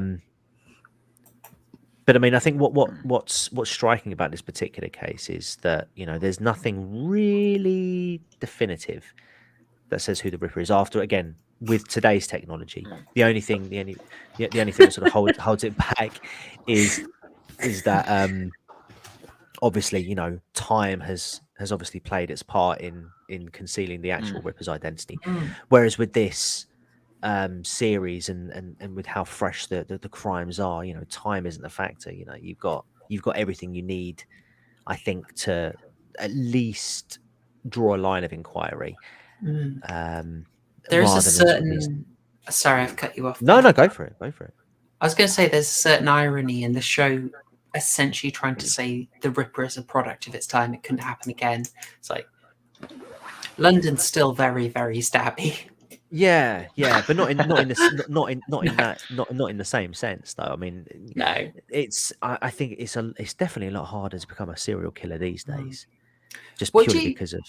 Yeah. What do you think of Alexa's point here? Because I have a take on that, but I was wondering if anyone else wanted to go for that. Well, social media wasn't really a thing. Facebook was 2009. Facebook wasn't really a thing. There was no such thing as Twitter, was there? I don't think. No. I don't think Twitter was there. I mean, it's interesting. They did talk about the forums, and the forums were definitely a thing at the time. The old boards. It would have been like MySpace, wouldn't it? MySpace would have been a thing, yeah. Yeah. That's going back. I feel old. Yeah, I mean, it's something I feel like if it was around, possibly you kind of got a lag of where shows sometimes with history, with technology, they don't know what to do with it, and so they just don't address it. And like the big example is mobile phones in horror films. There's a long time where they're just like, hey, I don't know what to do about that, man. We kind of need our heroine out in the middle of nowhere with no one to talk to, and she's got a mobile phone. Crap. Can she slip on a rock and break it? Oh, we did that last time. Shh. Can she drop it in a bowl of punch? What, Halloween 2018 did that? Damn it. Just say there's bad reception again, yeah? Yeah, all the battery's low. Buffy didn't feature a mobile phone until season 7. Is it a good old Nokia? It might be. It's given to a character as like the most important thing you'll ever use. I don't think she ever uses it again in the whole series. Buffy fans can correct me on that, but I think it's like No, I a think you're point right. is made of it, and I it's mean- like the mobile phone doesn't turn up again, and neither do her two mates. They're Yeah. gone for the rest of season 7. Speaking of mobile phones, I mean, for those who've watched the original Matrix film, you know, do you remember the buzz when that film first came out about the mobile, with the mobile phone with the clicky bit of plastic that covered the numbers up? Oh yeah, I remember the buzz. I wanted a phone like that. there was a special phone released just for Matrix Reloaded, even. Oh yeah, Which, as we all know, is definitely a trans allegory. yeah. I don't know if I'm going to see 4, man. I've got a feeling it's just going to be like a reset. Yeah. And just the only thing they're going to do is be like, listen here, you bastards. You give Red Pill back. That's our message. That's ours. You can't have it. Yeah. I'm not. I don't see the point in a new Matrix film. I kind of have a similar feeling about Scream 5, and I'm diverting a bit because the Scream trailer actually came out today, and I don't want to say it's going to be bad because we've had these sequels that are deep into the series and come back after a long time and are amazing, like Curse of Chucky, absolutely fantastic. Oh, dolls. No. Oh, is that a particular? Yeah, no, don't do dolls. Oh, or statues. Yeah, you had to look away from the screen during Lord of the Rings. There are quite a few scenes. Many people do dolls. Oh, I remember one of my friends, his little sister, passed me a doll, and I threw it back at her, and she's only like 3, nearly knocked her out. Could I just, Janet? Are you you're not hearing anything and you're not seeing anything on screen? Is that right? Tell me. I might be pointless, but tell me if you can see this. I'm hoping everything's okay. Chat, can you let me know if the audio's okay? Tell me if anyone else is Audio's having problems. Just let me know. It's okay. Yeah. All right. Well, I hope that sorts out for you, Janet. Hey, Janet. Yeah. Can you hear me, Janet? Janet, can you hear me? Have you unmuted? Hello, Marcel's. Hello. button. Boom, a moment. All right. Okay. I think. Well, hopefully it resolves. Yeah. Okay. Okay. That's good. Sorry, Janet. Hope it's working. Catch it on the replay. Need my helper out. All right. Thanks, chat. Much appreciated. Much appreciated. Yeah. So the Scream trailer, I don't know, it might be okay, but I've got to be honest, I don't know, man. I'm okay with the Scream film. I was talking to my wife. We watched the trailer earlier, and I'm actually looking forward to it. I'm quietly confident. I don't know why. I'm 100% going to watch it. But, yeah. But, I mean, I'm quietly confident about it. I can't put my finger on it. Although there's some interesting things about this film. Like I think Billy and Stu from the first film, apparently they're supposed to feature in it somewhere along. I have heard vague rumors of that. Like there's some kind of cameo or something. Maybe a flashback. Now I'm assuming flashback, to be honest. I do have a theory. Oh yeah, get out. I think Sydney's the killer. Ooh. I think after all, I to be honest, I think it'll be stupid if she is, because then it just undoes the last 4 films. But if she was, I think it's years of obviously mental torture and all these traumatic experiences have finally worn her down to the point where she's now seeing the images of Stu and Billy, the two who were responsible for everything kicking off, like from the death of her own mother. And I think now they're almost like hallucinations leading her on to do these new killings. That's my theory. I hope I'm wrong though. Well, they have been very big on the it's always someone you know. You know, exactly. And that's kind of a big that's kind of a problem in the subsequent ones, because it's more like which of the new characters we've just been introduced to. Yeah. All right, it's like it's very difficult to get this. there's kind of a tension between, say, your 3 originals and then like 12 newbies, and it's just like, I'm struggling to care about the newbies just because my originals are here. Exactly. It's like they're kind of like a sympathy anchor. But yeah, I was not a fan of Scream 4. I feel like I should give it another go, but it just did not work for me. I felt like Sydney was this almost completely different character who'd been dropped in and given weirdly good fighting abilities. Yeah. She just goes on and sort of physically attacks a killer straight away. I just found it really weird. I think you spent all those years running. I think eventually you're going to turn around and say, "Oh, bollocks to this," and then just and then just turn around and fight back. I think I didn't have a problem with that personally. I felt like she'd gone through a lot. It's a bit My Bloody Valentine. Yeah. Yeah. Yeah, I like that. Yeah. I think the version I saw was incredibly cut down. I swear it was meant to be a lot bloodier than what I saw, but that's actually a film I got with my DVD raid, and I got the 3D glasses as well. Yeah. Oh, very good. So me and the wife watched that in 3D. Yeah. Fez, is that asking about the new Halloween? We are going to do an emergency stream about that. Okay, Janet, I think your phone might be busted. I'm sorry you're having a problem on that. Chat says it's fine, so I think it's probably something on your end.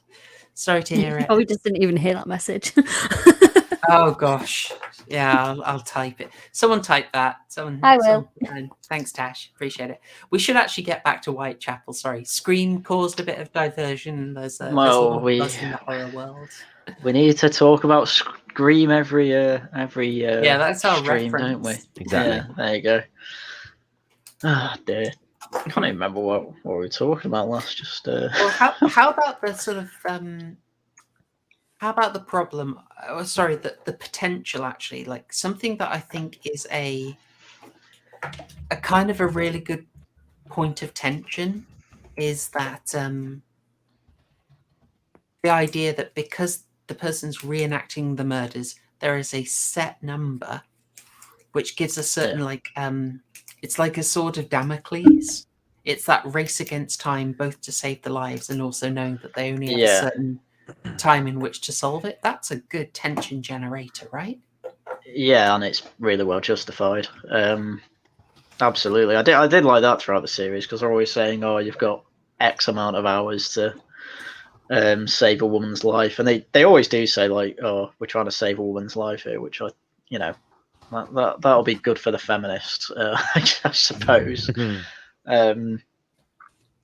Yeah, I also, I mean, going back to the class differences as well, because I just remembered the after the woman he tried to cut her face off. Can't remember exactly which murder that was, but that was that the Mitre Square one? I think it was. Discussion over the V shape. Yeah.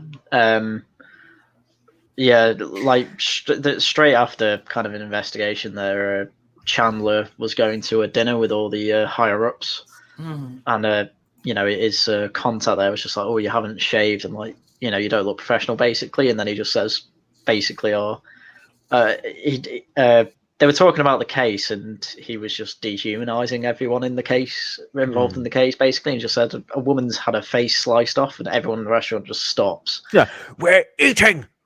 Yeah. But during that scene, they kept like focusing up on them cutting the meat, and I'm like, why are they getting so up close and personal with the meat cutting? And then when he said that, I'm like, oh, that explains it. Yeah, it's a nice little touch, wasn't it? Yeah. I thought that was maybe a bit heavy-handed, to be honest. Really heavy-handed. That was very much opening credits of Dexter. Yes. Alexa, I want to watch that. Is it scary? Dexter, it's brilliant. Don't say it's scary. She won't watch Not it. scary at all. No, it's not scary. no. Give it a It's watch. very compelling. Very compelling, definitely. Yeah. In fact, Dexter's coming back for a new season. People in college were watching that when I was in college. But I just never got around to it because again, people just making it big things. I don't want to watch it. Yeah, it's another thing that's coming back, and they bloody need to. It's the showrunner for the first 4 seasons. The seasons where it was actually good is back. So I've got high hopes for this season. They need to correct the wrongs from the last season. In fact, just everything from season 5 onwards, to be honest. But I won't go there. From season 5 on. Yeah, from Dexter, it just went all downhill after that. I'll go for that. Season 4 went out on a bang. Trinity, yeah.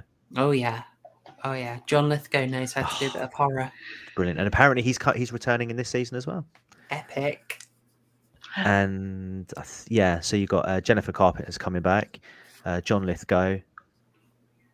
It's interesting, again, very interesting how they're going to be doing it, but yeah. Back to Whitechapel. Exactly. Keep diverting with these all these remakes, and I just let you do it. It's fine. I know, Harry, and take control. We're eating into your time. Is that the one? No, that's not the one I want. I want number 7. Sorry, guys. Oh, David Cohen. Sorry. Yeah. David who now? Sounds like me, like when I see a squirrel, I'm like, oh, squirrel. Shalom, brother. So, yeah. This whole episode 2 ends, isn't it, with the parcel? It is. When we're talking about how, it's. I think it's good story writing. Like, if you're ever in trouble, where do we go with this? You've got the historical events to drive you, and so they just literally they're a bit stuck after Mitre Square, and it's like that's cool. The kidney's going to arrive. And you've got someone who knows it's coming. It's a brilliant way of directing the story. So they can sort of do their own thing. And if they run out of momentum, they've got a good reason for the plot to just come to them. I love it. Yeah, it's very cheeky, but... and then... this then leads into episode 3, because episode 3 just keeps... It has a load of... It does the really annoying cut thing where it's like, close but deliver. There's the people taking pictures. It's just going on. It's like having an epileptic fit. Which it's in the style of it, it's in the tone of it, but they just overdo it basically.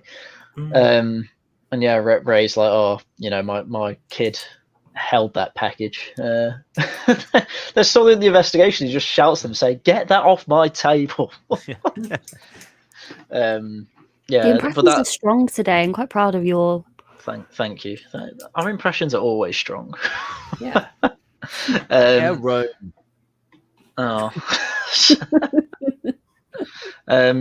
Because this as well leads into 2 things they can investigate. 1, who sent the kidney, and 2, what was it? The van that he used to, because they caught the van that came in and out of the parking lot next to whatever the square's called. I really need to remember that. Mitre Square. So then it's. And they go to the hospital, don't they, to get data on the stuff? Yeah, because they end up getting a name because it's essentially an illegal immigrant that was driving that particular van. And so they go there to the hospital where this David Cohen guy, who he's in it quite a bit because they're looking for doctors, and it's like, oh no, David's on shift, talk to him. I think it's because the first victim they wanted to speak to, didn't they? And she's in a coma. Yeah. It's sort of an interesting way that you don't. The charitable societies that they might have talked to, the sort of neighborhood associations that they'd have talked to find out about the, basically underclass victims, effectively, they don't easily have an equivalent.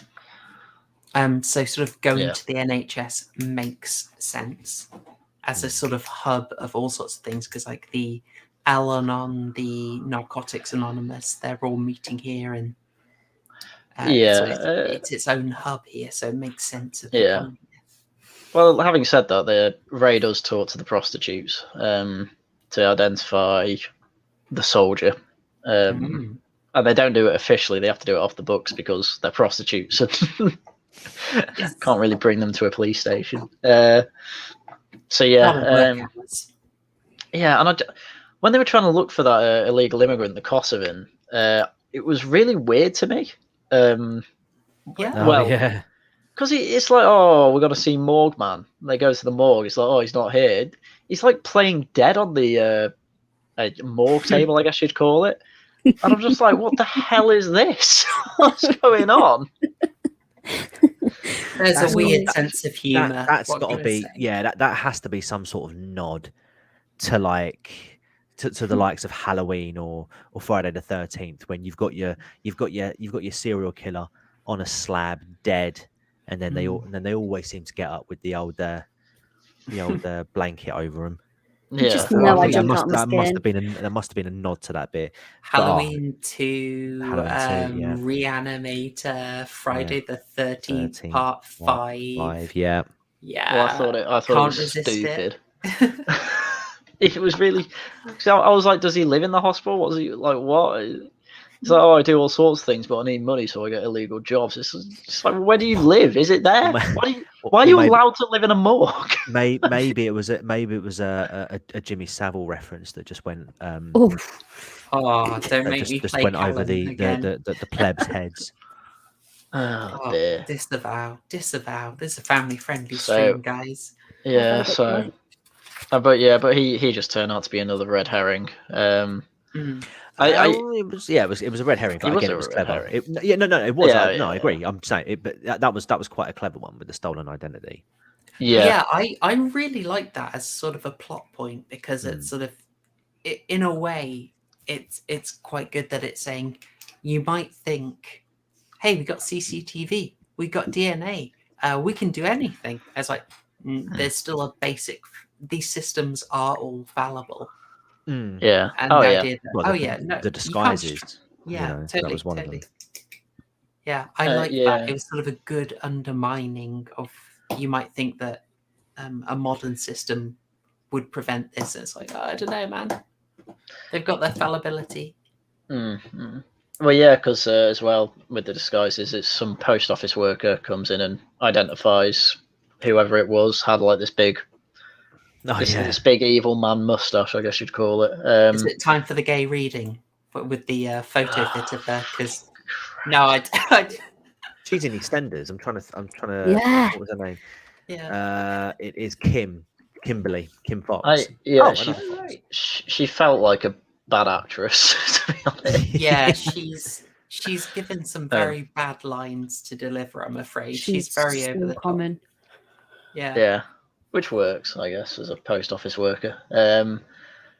But yeah, and then but that was another red herring with that, because it was a disguise, obviously. But yeah, one of them's like, oh, I recognise that guy. Get the MacBook out.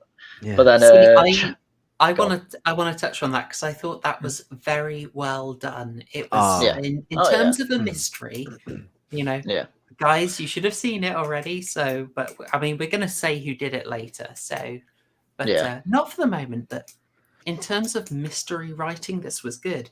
It's giving you the clues. Oh, I've seen that person, telling you, yeah, you've already met the killer. Good. And there was a nice little bit in an earlier scene in episode 2 where they've got all the books and the DVDs, and they just discuss the conspiracies or the potential suspects.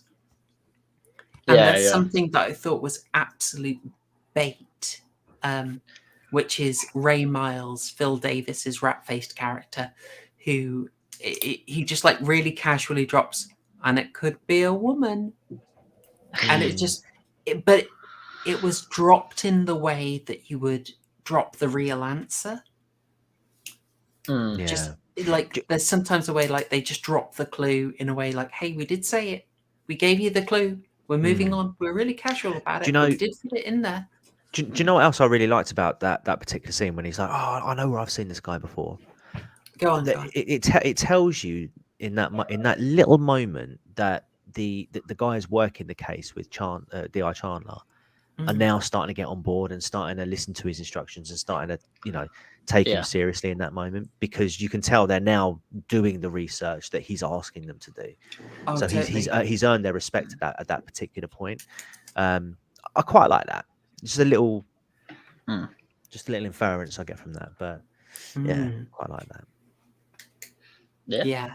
Happily. I was disappointed by the lack of proto-Victorian facial hair. We got one fake moustache, couldn't even commit to growing it. Weak and pathetic. Oh, terrible. Absolutely Yeah. weak and pathetic. I love that. Yeah. Political anesthetic. But yeah, I was dragon energy. Yeah, I Yeah. was going to say that was him. Throwing not only throwing a red herring, but in a way that it was the same with Jack the Ripper, because it was Frederick Aberline's favorite suspect that he was disguising himself as. Mm. For those of you wondering why I know that name very well, it's because it's in Assassin's Creed. Is it? Yeah, Frederick Aberline's in Assassin's Creed Syndicate. Crikey. Yeah. Yeah, he's one of your main supporting characters in the main game, and then he's in the Jack the Ripper DLC, obviously. So I thought I'd throw that out. You're going to get to know him very well next week, because he's the star of the film. Is it the Johnny Depp one? I'm afraid it is. Okay, I'll take that. I love Johnny Johnny Depp film. Oh, Tash, you should watch. You'll have a great time. No, because it's probably going to be like majorly scary, and I won't sleep for a week. Oh, you'll I be don't know fine. about that. Yeah, That's you'd be all right. really, How really, Ian really- can keep you safe. Yeah. Stop being a pussy. So spend so much time with you. Oh. back to bullying. Oh no. No, stop putting Yeah, back in his place every now and again. Yeah, I think you make a good point. Like, he does slowly win them over, and that's one of the really nice things about it. For all the horror aspects, and like there's also a really nice bit about the team coming together. And you'd think like the screenwriters that it's maybe a bit countercurrent to have like a posh guy not be a subject of pure ridicule, and to actually say, look, he's got some good things going on, and you should learn from him. I like that. Well, yeah, and it's kind of implied that he does know what he's doing, really, because in the first episode, when they find their only suspect is can't be the killer, he's like practicing his speech for saying, "Oh, we have to restart the case," basically in the bathroom. And while that's going on, Ray's just saying, "Oh, restart the case, do X, Y, Z." And then he comes back in. He's just like, "All right, we're restarting the case." Just basically says the same thing. Well, they don't respect him because they're not giving him the chalk. But yeah, as you say, as it goes on, distrust still. They kind of just start as, "Oh, we don't really like each other." Then it gets into distrust of each other, and then it just they're all they all bond over having to look at gruesome murders of women. Yeah. Oh yeah, there is something I wanted to make sure we dealt with this, because I thought this was really good. Oh yeah. So in this scene, this happens after the double event, which the series decides is actually the single event. It decides that only the Elizabeth Stride murder is canonical, which actually the last bit of Ripper related materials I read also decided. So that, I don't know, I think maybe that's the mainstream theory at the moment. I don't know. If they still fall in the canonical 5, then probably not. The thing is, again, it's just theory. Yes. But what's interesting about that is it's the only reason why it's one killing and not 2 is because obviously the old book burner over here, he on the boards he alludes to it and talks about the theories that it could have only been one killing and the other one was just attributed to the Ripper wrongly to that specific online user. Hence why we find out that it's actually him who's feeding him the information, which unwittingly, of course, but but he's the one feeding the information. But I know why you've picked this scene. Yeah. Yeah. What do you reckon? Well, given the fact that his last attempt to catch the Ripper ended up with that woman being killed, this was for him, I suppose, shedding his old skin, starting anew, whilst also doing probably what was the most effective thing in his mind, which was to get that message out to the killer and say, oh no, last killing, no, it's my opinion, didn't happen.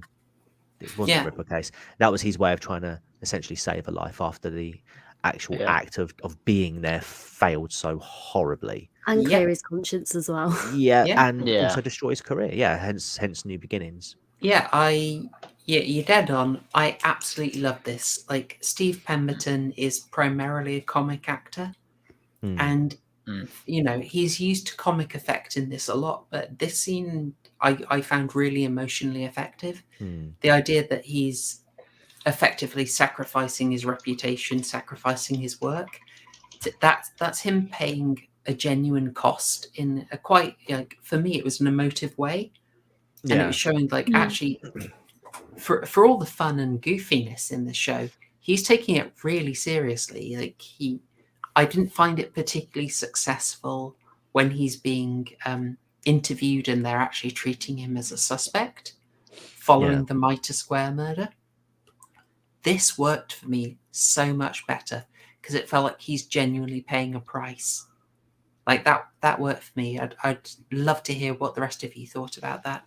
I mean, other than the women who lost their lives, he was really the only person who did pay a price. I mean, I know D.I. Chandler ultimately didn't get the big promotion that he was hoping for, but he was okay with that. He essentially found his calling in the in the murder squad in Whitechapel. Yeah. But this guy lost everything. You know, he lost his career, he lost his reputation.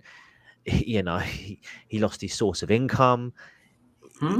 You know, he's gonna have to do a massive redecoration of his study.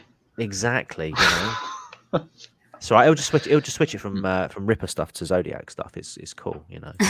Yeah. I think it helped him realize that the seriousness behind what he was actually doing anyway. So obviously, as a career, it's all very well, like, researching, writing books, blah, blah, blah, blah, but there was real consequences to everything that he did as a person, and I think it pleased him. That's a really good point, because it's emphasized in one of the earlier scenes when he's doing a Ripper tour, and he's trying to show these people around, obviously, the old historical sites. And they were like, yeah, we're not interested. Show us where that last person died. Take us there. And he's like, no, I won't do that. And then he runs around. These are people's lives. You should be ashamed of yourselves. And then he storms off and tours with their money. With their money. Because you're like, we paid £10 for this. Yeah.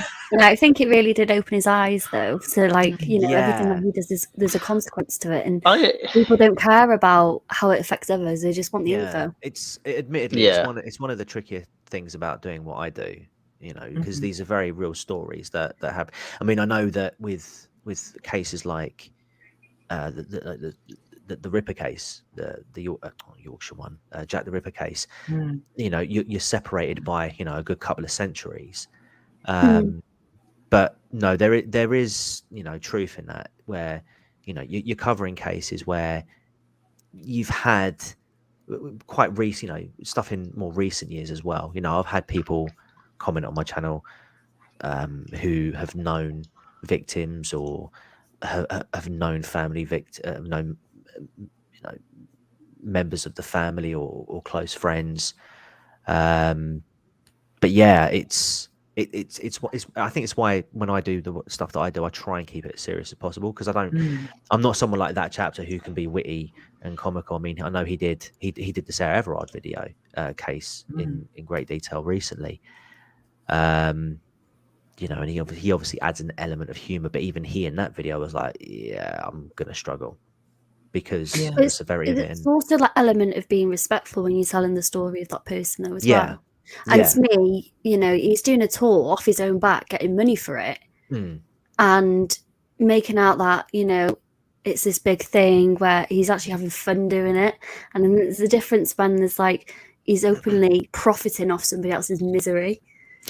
I'm so glad you said this. Like, you guys are nailing it. This was the thing I wanted to bring up. Like, one of the things I really like about this is it's part of a trend when they're examining the Ripper murders, that they are very good at trying to remind you, like, these were real women. We know their names, we know their faces, we know a fair a fair bit about them. While we don't know much about Jack the Ripper, we know about them, and like these were real, horrible, awful deaths, like just absolutely awful stuff, and it brings back the tragedy of it. And also he's massively glorified in media, Mm-hmm. you know, because of the myths surrounding him. Like Haryan just mentioned it, he's bloody DLC in video games, and you know, he's had books, films, TV shows made about him, and you know, so on and so forth. Yeah, you can't. It's hard to really do that tastefully. But it's been over 100 years, so no one really cares. No, of course, but no, exactly. But you know, could you do that with Peter Sutcliffe? In 100 years, you know, in Mortal Kombat 12, your DLC characters include RoboCop, Shang Tsung, you know, old man version, and 1969 Peter Sutcliffe. Yeah, I mean, apart from the brilliant joke in Brass Eye, you know, it's not going to get done. But I like that this kind of comes back, you know, for all that it's a really goofy series. Steve Pemberton here sort of nails it. Like, you can be interested, but you can do it in a way that's actually respectful, that's not salacious, you know. And I think it gets the line. It really manages to walk the line right and bring you over to remembering, like, this is a tragedy. This is horrible what was done to them. And it stays with him as well. So, you know, even in like further series on, like he has to go to therapy because he's that consumed in the fact that what he does ultimately affects the people around him. And he ends up having to go to therapy for it. I feel like I should be self-aware at this point, but no.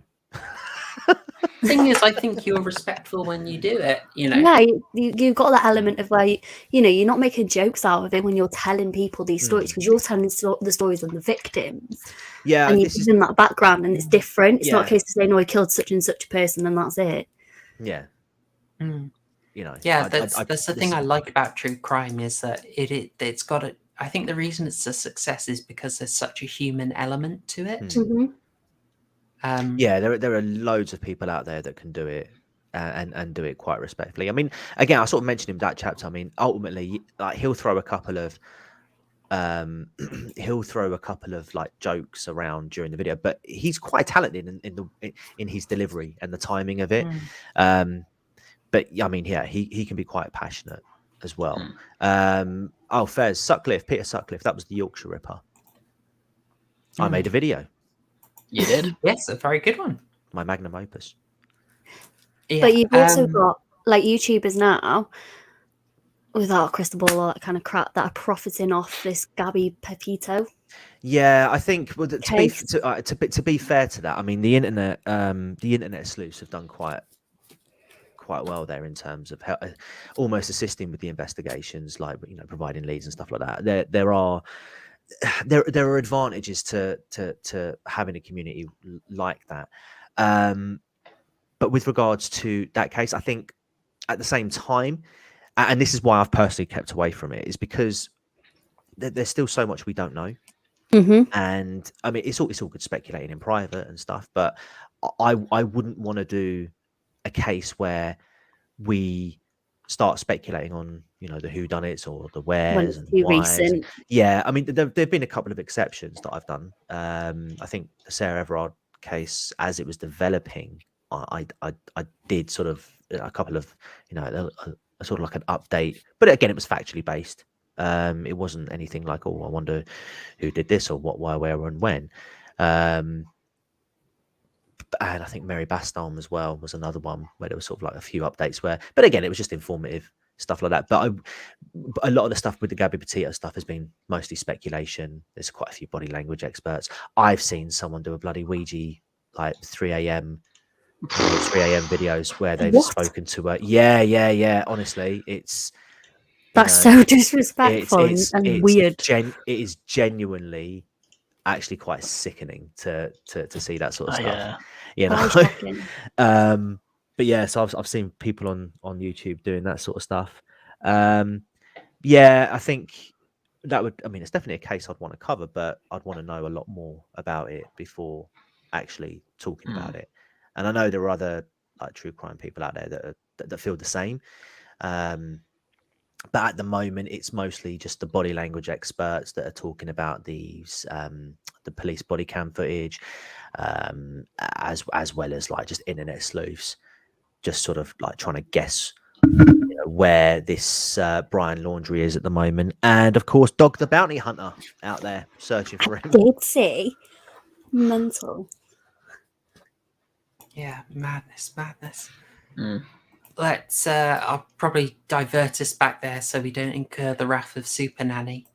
Because our post office worker and our delivery guy help get us roughly in the direction. Now, how do they end up finding this guy's flat? My brain is so they didn't find the flat per se.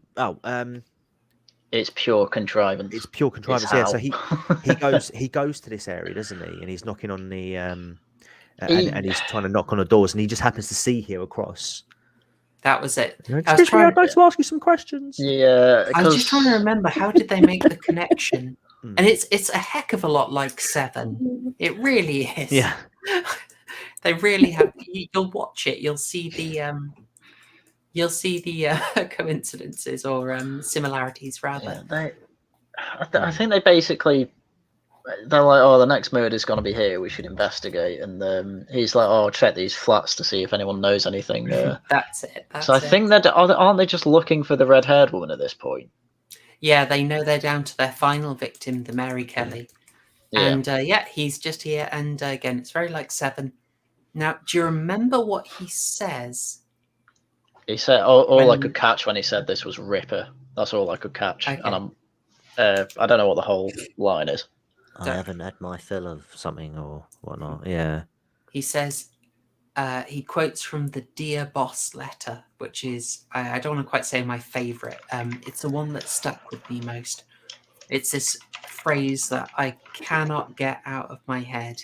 And it's, I'm down on whores and I shan't quit ripping them till I do get buckled.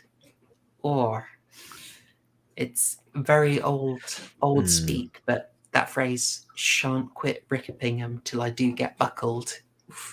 Yeah, he says that, and then Chandler's just like, I'm sorry, and then he just gets smacked in the head. It's like, yeah. Oh, do you know what? I love the band when he's like, oh, you look like you look as ugly as me, and he's like, not quite. I didn't hit every step on the way down. Yeah, I like that. Yeah. And that's again, that's another.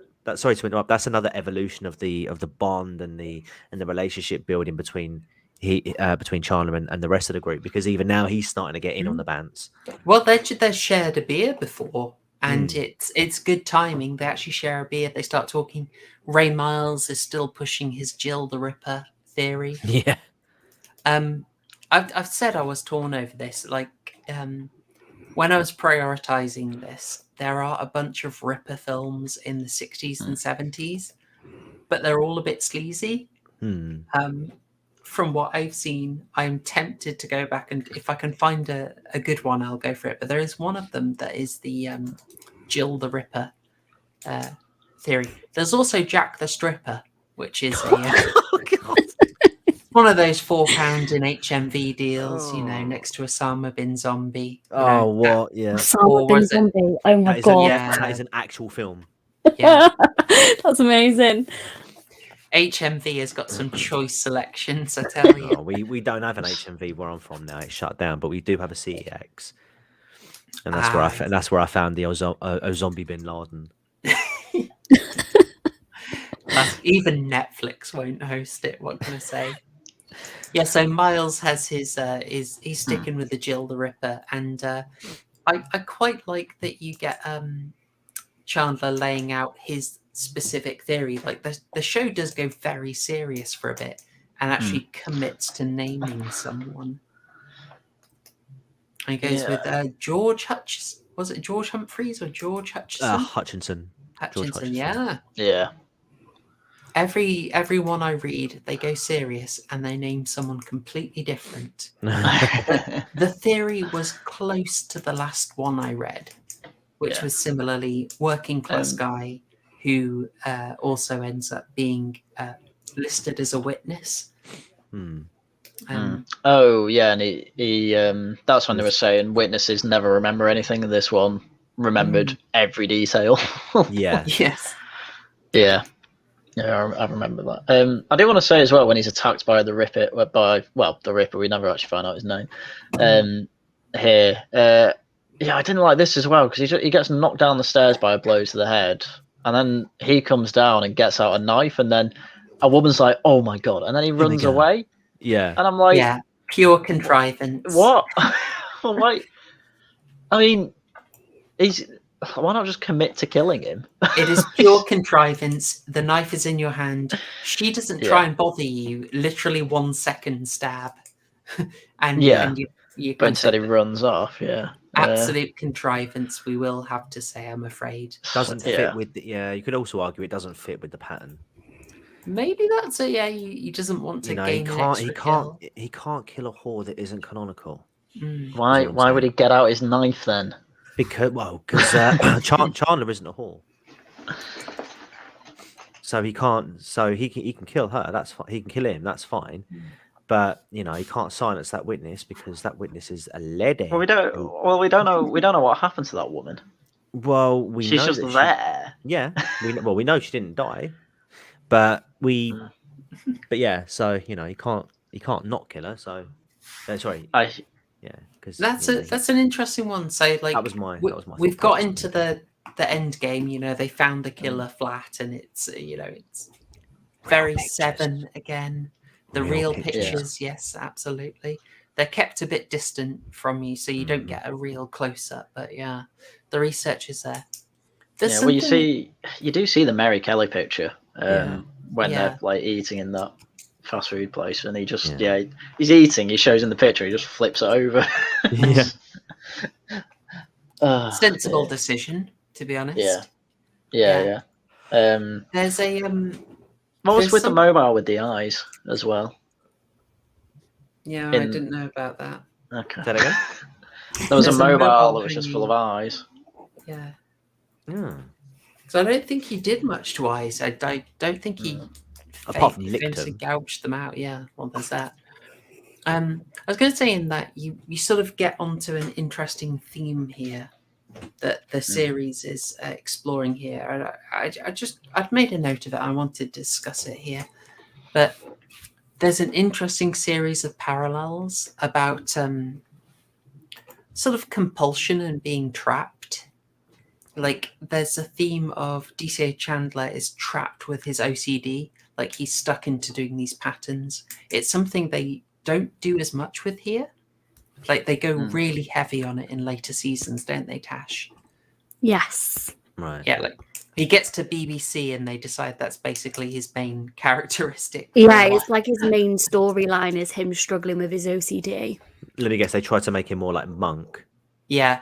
He's so OCD, he has this chance with this absolutely gorgeous forensic biologist, and he's just like, he's too dedicated to the job. Oh, but then he also has a girl who is a victim in one of the later stories, and she gives an elastic band to flick every time that he feels the urge to like be clean, etc. And she gets killed off. Spoiler. Yeah, but with an elastic band. But he had that gorgeous forensic biologist, and he doesn't go through with it because the flat's messy. Really annoyed me. Oh my gosh, yeah, and she said it was a roommate. Yeah, I remember that one. Terrible. We were just supposed to have spoilers for season 1. Gee, sorry. Well, I was gonna watch the rest of this. You ruined it now. No, you weren't at all, you liar. So the theme of being trapped, right? So he's trapped with his OCD. You also have the Ripper killer is effectively compelled and trapped into repeating a pattern of murders. Like he's enjoying it, but he's very constrained by it in a way. And you've also got Steve Pemberton's character. He in a way, he's trapped too because he's literally having to walk the same beat every night, doing his tour over and over again, same locations, same words. I thought that was really interesting in showing how much we're actually kind of constrained, and I thought it was a nice motif that they'd woven through the series. Sorry, I have to bring up the themes every time, you know. Well, I was going to say, I know Alexa's been asking about the sort of motives behind the Ripper person. So I mean, that right there is could be one of your explanations there. Well, it's what our Ripper replicator gets out of it. It's really hard to say. I mean, it's not something you get. It's not something you get fame out of. You can't put your name to it. You have to be anonymous. But in a way, I suppose it gives you a purpose. You get to follow a great, in the sense of historically great tradition, like it's an enormity.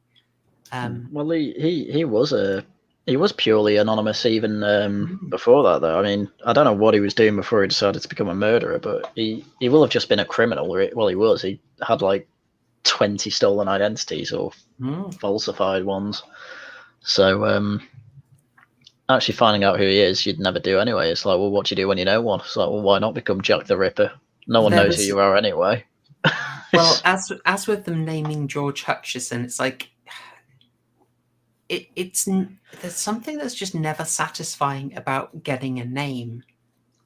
It never satisfies you. It's like when you actually see our Ripper, it's like there is the fact that he's anonymous still is kind of quite satisfying. That is it. Yeah. I think realistically nobody wants this to be solved. I love the fact that they kept the storyline insofar as like you don't know who he is. Oh yeah, it's all. I thought it's really authentic. Yeah. So we know it's this guy with alopecia, but you don't know who he is. I mean, he was posing as a doctor. Has he got alopecia, or is he David just Cohen? shaving his head? David, yeah, but that was a fake identity. Yeah. Yeah. They said it's. You'll notice that they said it's like John Doe, which is also a name that will Jewish be John relevant Doe. in 7. But yes, Jewish John Doe is David Cohen. Which also I think is kind of relevant if you remember the graffiti on the wall after the 3rd murder, the Jews are the men who will not be blamed for nothing. What was that in Whitechapel? Yeah. Oh God, I don't remember that. Yeah, that was a graffiti that was, well, I mean, it's reported, but police cleaned it off the wall. So, right. Further down the well. What? Oh gosh, it's one of the many pieces of evidence.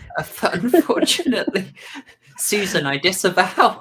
Hey! Remember what I said? I can get away with it. Oh no! It's very nice. I have the lineage, so. Oh, fantastic! Oh, right. brilliant! Settle down, disavowing your people. Settle down, Elizabeth Warren. I'm like Sitch. Hey now. Hey now, it's you, Goy. PSA Stitch. I want whatever you've had today. It's a reference to another podcast, Tash. Don't worry about it. Don't worry. Yeah. It's all good. It's all good.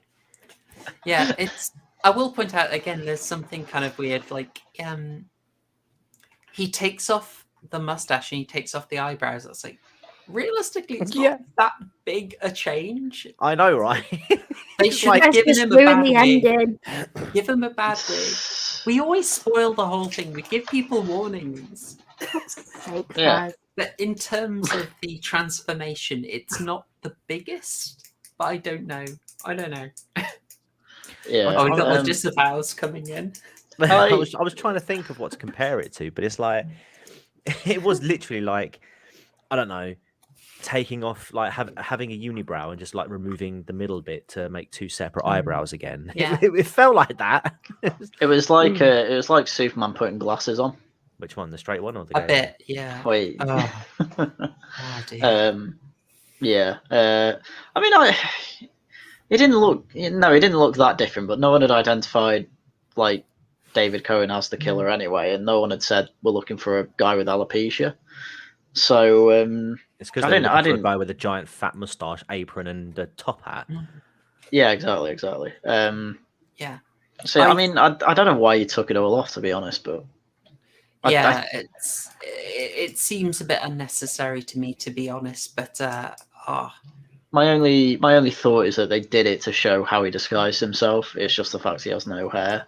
But it's a bit like, He clearly why? has hair. You can see would it you there. have liked him to dress differently? Because he changes into this very nondescript item. Would you? I mean, does it risk looking ridiculous if he puts on like darker, maybe Victorian attire? Yeah, to be fair, I think it would have. I think it was quite appropriate for him to be dressed all modern. Unless he had some sort of get up in his bag, because obviously he brought a bag with him, didn't he? With fish Maybe pie. he was OCD too and didn't want to ruin his clothes. You know, I think he was just going to kill himself after, to be honest. Well, yeah, that was the intention, wasn't it? Yeah, I mean, I don't think you can have him come out of the bathroom with like a top hat and go "milady," but it's a tricky one because I kind of feel like he should do more of a transformation. But if he'd gone into Victorian stuff, it might look quite ridiculous. So possibly they're in a bit of a bind here. I think it's fine in what he was wearing. Yeah, I didn't have too much of a problem with it. Yeah. And again, nice how they dropped the information in that he, you have seen him. He's been in the background. Oh yeah, that was a good twist. Nicely done. I liked it. It was good plotting that he is at the center point. He got himself where he needed to be to find the right victims. Good stuff. Well, and it's how he knew to taunt them as well. Because obviously all the detectives, they all met him, and then he's like, right, I know who these people are now, so I know who to mail deliver to. Absolutely. Do you know what? I found it really interesting that he sent the kidney to where he did, because you would have almost expected him to send it to Chandler, because the idea of the kidney was that Jack sent it to his most what was the wording for it? But he's basically his nemesis, his biggest nemesis, and it was interesting that he didn't consider Chandler to be that person. If you're strictly going by the law. Yeah, well, I think he didn't have the big struggle with the real high ups in policing. He had struggled with more ground level police officers. Like Abeline. I mean it's more as well he's so sure Chandler's the detective inspector, and he is supposed to be the leader, but it's really Miles in charge for most of it. The main thing they do that Miles disagrees with is doing that 5 a.m. Stakeout of the street, but everything after that they kind of just agree on, apart from the woman murderer. Yeah. Tash, how did the reveal of the Doctor as the Ripper work for you? To be honest, I was on the edge of my seat just watching this bit. That really scared me. But I really liked the scene. Really liked it. I thought it was really well done. I think what was he, like her work colleague or something? Yeah. Colleague. Yeah, he was. You see her in an earlier scene in like the first episode. She's like, "Oh, that doctor isn't in. Can I help you?" She's that woman. Yeah. I think he sells it. He's very unthreatening in the workplace, and here he is really quite terrifying. I think it's a very strong transformation, and he's vicious. Yeah, they did it really well, that scene. Eat my fish and potatoes. Yeah, I was going to clip that bit where he says, I hope you like fish pie. And she says, I love it. Yeah. I was going to take that and say, so the lesbian reading. Oh, no. Oh, you like a bit of fish pie. Oh, that's disgusting. I worry these fake readings are going a bit too far. I might have to stop. Do you? Anyway. Well, you know what's going to happen worried now. You know what's going to happen. You keep doing these fake readings. In 20 years' time, the creators are going to be coming out saying that was the original intent. Yeah, I'm glad someone's now. It's gotten out that we intended this all along. Yeah, I'm not talking about the Matrix, of course, because we all know that is definitely that was genuine. But, yeah. Why would creators who've had like 4 flops in a row lie for money? Who knows? I'm being harsh. Like they interviewed Lily Wachowski for that. Like that's where most of the interviews about that theory come from. She's not even doing anything on the fourth one, and I'm fascinated. There's going to be some deep lore why she's not involved. Well, I think I read about this. Well, I sort of caught something. They said the reason why she didn't go into it or get involved into the fourth one was because she said it was like going back to sort of like her pre-transition days, and the whole memories and having to relive that through creating the Matrix film would have, I don't know, been quite an emotional experience. So I don't think it's anything personal. I think she just I think her viewpoint is that chapter in her life is done, and so she just didn't really have any passion to go back to it. To be honest, I mean, it was absolutely fine. I thought that made perfect sense. Alexa, you're raising it. Dr. Tumblety is one I find absolutely fascinating. So yeah, Dr. Tumblety is an American, as you said, who's come over and has basically faked his credentials and is selling sort of effectively quack medicine and sort of unauthorized surgery, and he's got a sort of violent history around him, and he legs it to France, I think, before the murders conclude. I could be wrong on that. I remember some of the details on Tumblety. Don't forget, one of the other suspects was H.H. Holmes as well. Oh, that story. Just ring a bell. He was he ran that hotel in America. They do a season the murder hotel on that as well. Oh, Whitechapel. gosh. That, yeah. Oh, my goodness. Yeah, okay. So, yes, we've gone to that. He's been discovered. It's a little contrived, frankly, that Chandler and Miles managed to get the information to get to him quick enough, but it's going to happen. And as we pointed out, you have to have him escape because, frankly, it's not satisfying if you have a name kind of like V for Vendetta, you know, beneath this mask is a face, and beneath that face is flesh and bone. It's putting a name to the Ripper isn't as important as what he did, and it's never going to be satisfying. So it makes sense that the Ripper escapes again, but via a method of Chandler choosing to save Miles. And the Ripper gets away, jumping off the bridge and drowning. Yeah, and the higher up that is his contact. It's like, oh, how can you know he's not going to murder again? I think it's like, I know he's going properly for a kind of Jack the Ripper canonical killings. Like, how do you know he's going to commit suicide? Well, this is the thing again. It goes back to the law, doesn't it? I mean, he's sticking quite close to it.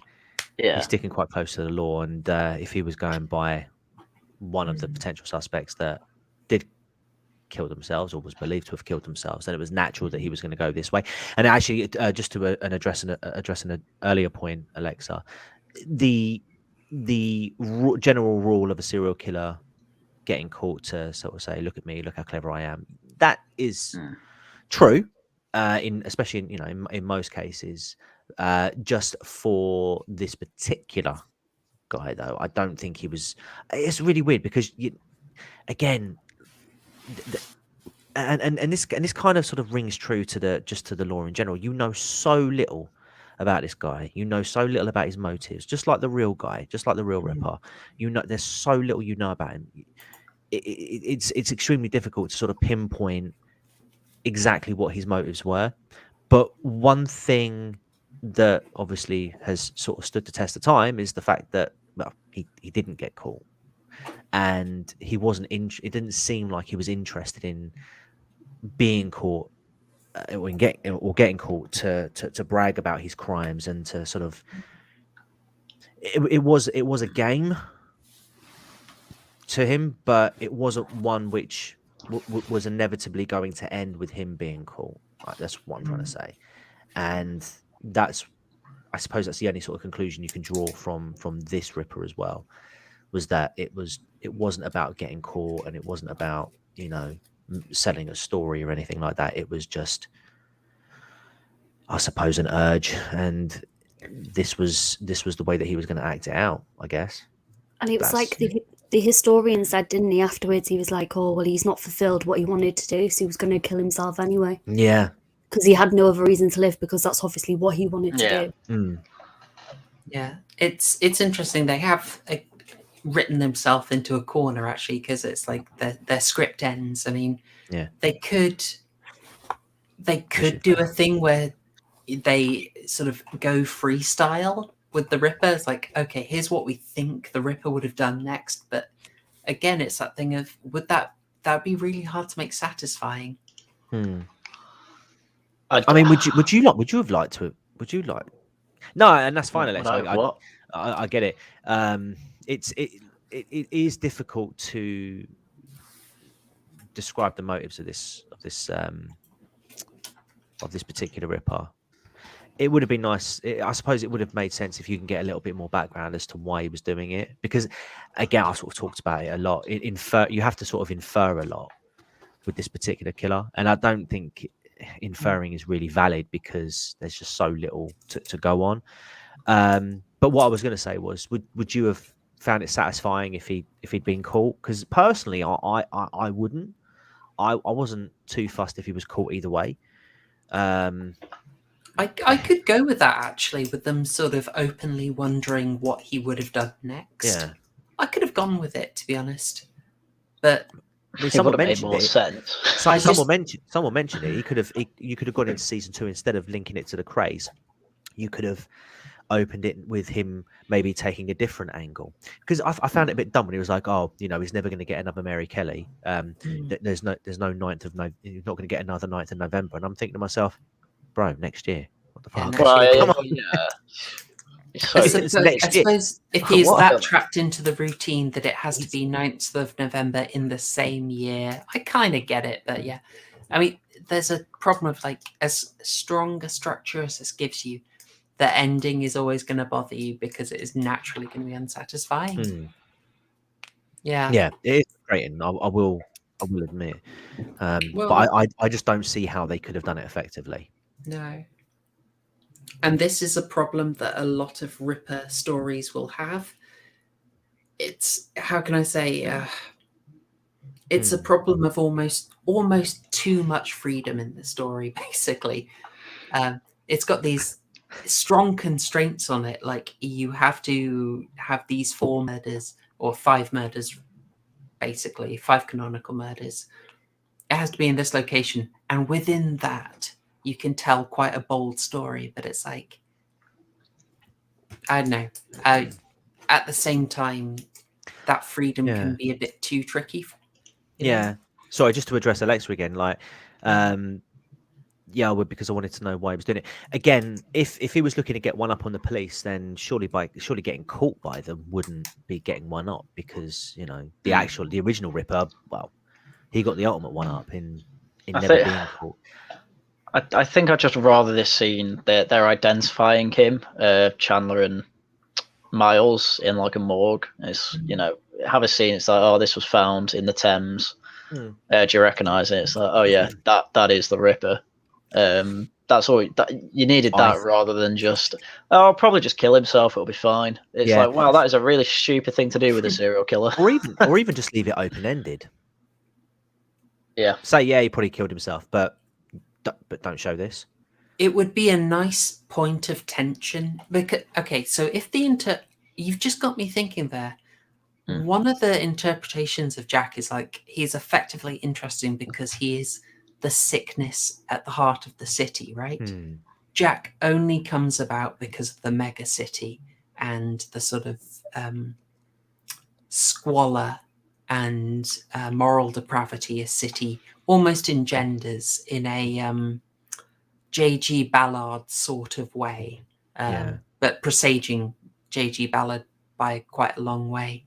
And so if he's gone, he's not caught, he's still an anonymous guy, he still gets to be that symbol of sickness in the city. So you can end on a really uncomfortable note of, that he's basically an ever-present threat. Who was London Mayor at the time? Pretty sure it was Boris, wasn't it? Oh yeah, 2009. Could be. Could have been Boris. Yeah. All right, folks. Shall we start getting some scores and closing thoughts out? Maybe. Yes. Yeah. All right. Oh gosh, we're Better close. load We're up the close. prediction. We gotta do it. We gotta do it, guys. Super Nanny will almost forgive us. Right. Chat. I want your scores out of 12. Out of the 12 burgers. And we'll now go for closing thoughts and scores. Tash, would you like to go first? Okay. I really liked it. Like, it really captured me. Really got me interested. There was a few inconsistent things that I didn't like, and the flashing and everything that made me feel like I was going to have a constant epileptic fit. But other than that, I really liked it. I'd probably give it a 10 out of 12. Sweet. Nice. Nice. I really did like it. Generous. Shut up, me. Sweet. Okay. Yeah, Fez. Yeah, similar themes to Midnight Meat Train, that there is a sickness in the city, absolutely. The J.G. Ballard I'm referencing is High Rise. That's the one I was thinking of, which also got a film, which I wasn't a fan of. Yeah, fair play. And Tash, did it sort of hit the emotional notes as well for you at places? Yeah, so much so that obviously I did end up watching all 4 series of it. I love it. I couldn't just. I Stop didn't at make one. it that far, right? I think I finished season 3. I just wanted more Ripper, to be honest.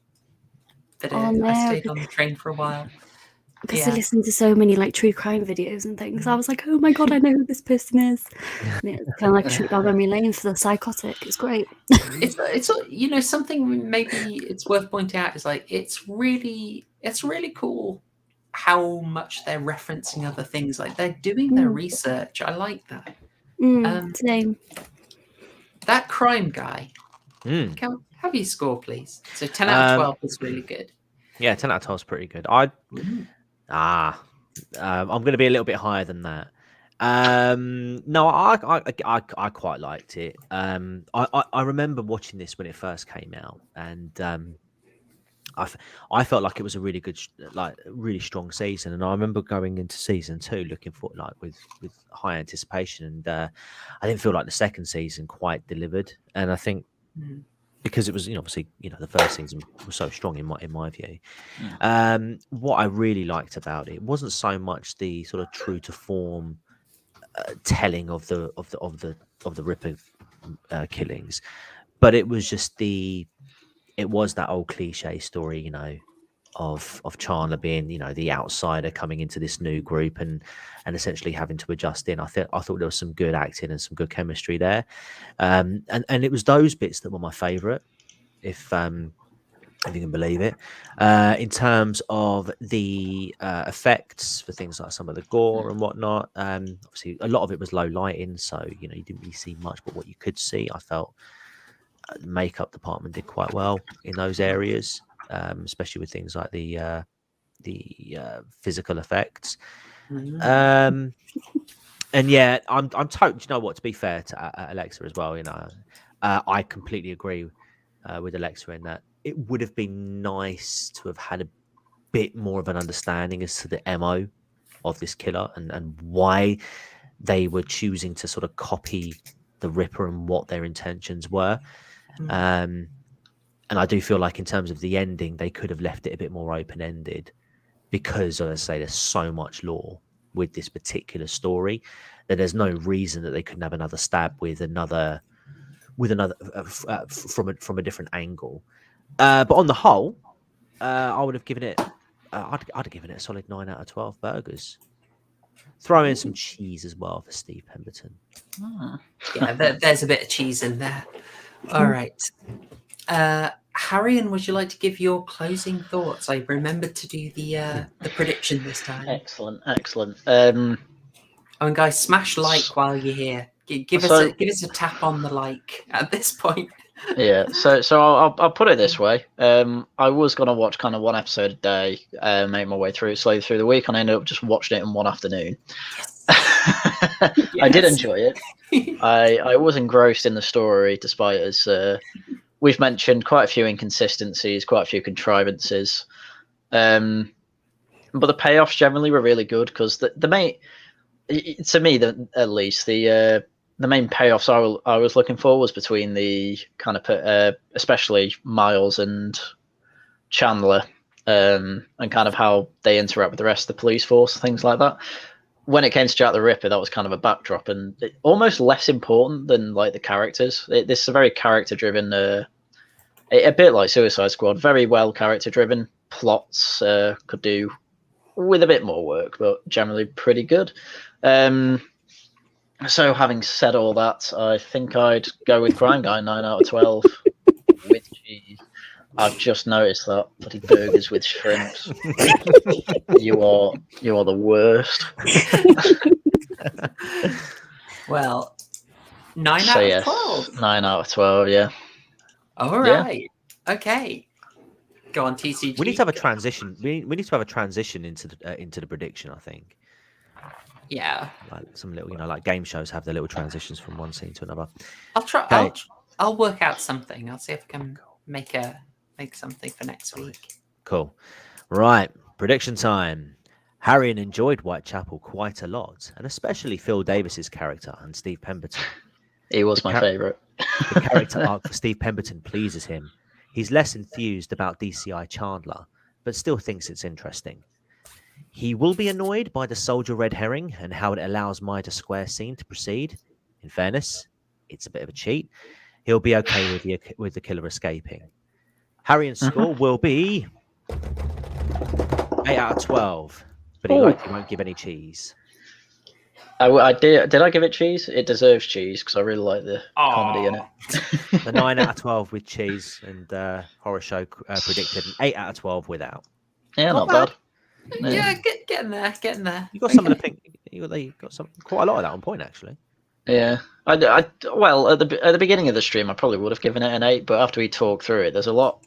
It's a lot like, especially with the characters, they're a lot better than I kind of first thought through. Yeah, they're really well written. So yeah, I think it's fair. Yeah, I mean, this is the thing. Watching it again kind of made me a bit regretful that because my wife didn't. She persevered through it, but I sort of gave up in the second season. I was like, I'm not feeling it. But I think having gone back and rewatched this, I'm like, I might give it another go, and hopefully I'd have.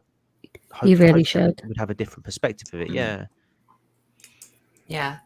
I'd recommend it. I didn't make it all the way. Tash did. That's cool. I do think the police are actually the best thing in it.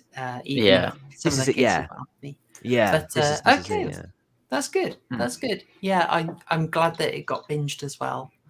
Because that's as I said, that's exactly what happened to me. I think I started watching about 10:30, and then all the way through, could not stop. So yeah, closing thoughts. In contrast to Haryan, I downgraded it a bit. So I go in for a 9 with a bit of cheese. My instinct was to give it 10. When I think about it, some of the contrivances do stand out a bit, and I just because when I was trying to remember how they find the flat, it was like, I just couldn't put it together, and then ultimately, it's a bit of a bodge. There's a few bodges in there, and so I dock it for that. But I like the theme. I like the parallels around people being constricted, and the way it makes you think about the Ripper mythos via this method of, could we stop it today? What do we know about it? And the way it plays with the competing theories. I just think it handled it really well, whilst ultimately knowing that there's sort of, it always has to remain a mystery. And that's partly why we keep coming back to it. And also the fact that it did have the emotional aspect of always making you remember that it is a series of tragedies, like real lives were lost. And so it's, there's at least 2 points in it just for the Steve Pemberton scenes. When you think about it, like, it's the consequences, he's burning a book, but they really sold it for me. Yeah. Oh, lack of pudding. No, Tash has been brilliant, very civil, family-friendly stream. Okay, folks. So yeah, my score. So my score would be the 9 out of 12 with a bit of cheese because they could not help themselves throwing in horror references. There's no bad thing. So yeah, I actually announced the full season of this. I might do it in future. But the final Jack the Ripper film we're doing is From Hell. That is the Hughes brothers, From Hell, starring Johnny Depp. A famously difficult production, rather controversial with the author of From Hell. So for your horror homework, watch From Hell. I believe it is from 2003, but I will just confirm that because I should know. Oh, my apologies, guys. From Hell is from 2001. So watch that, and for a bonus, it would be really good if you can get your hands on the graphic novel by Alan Moore.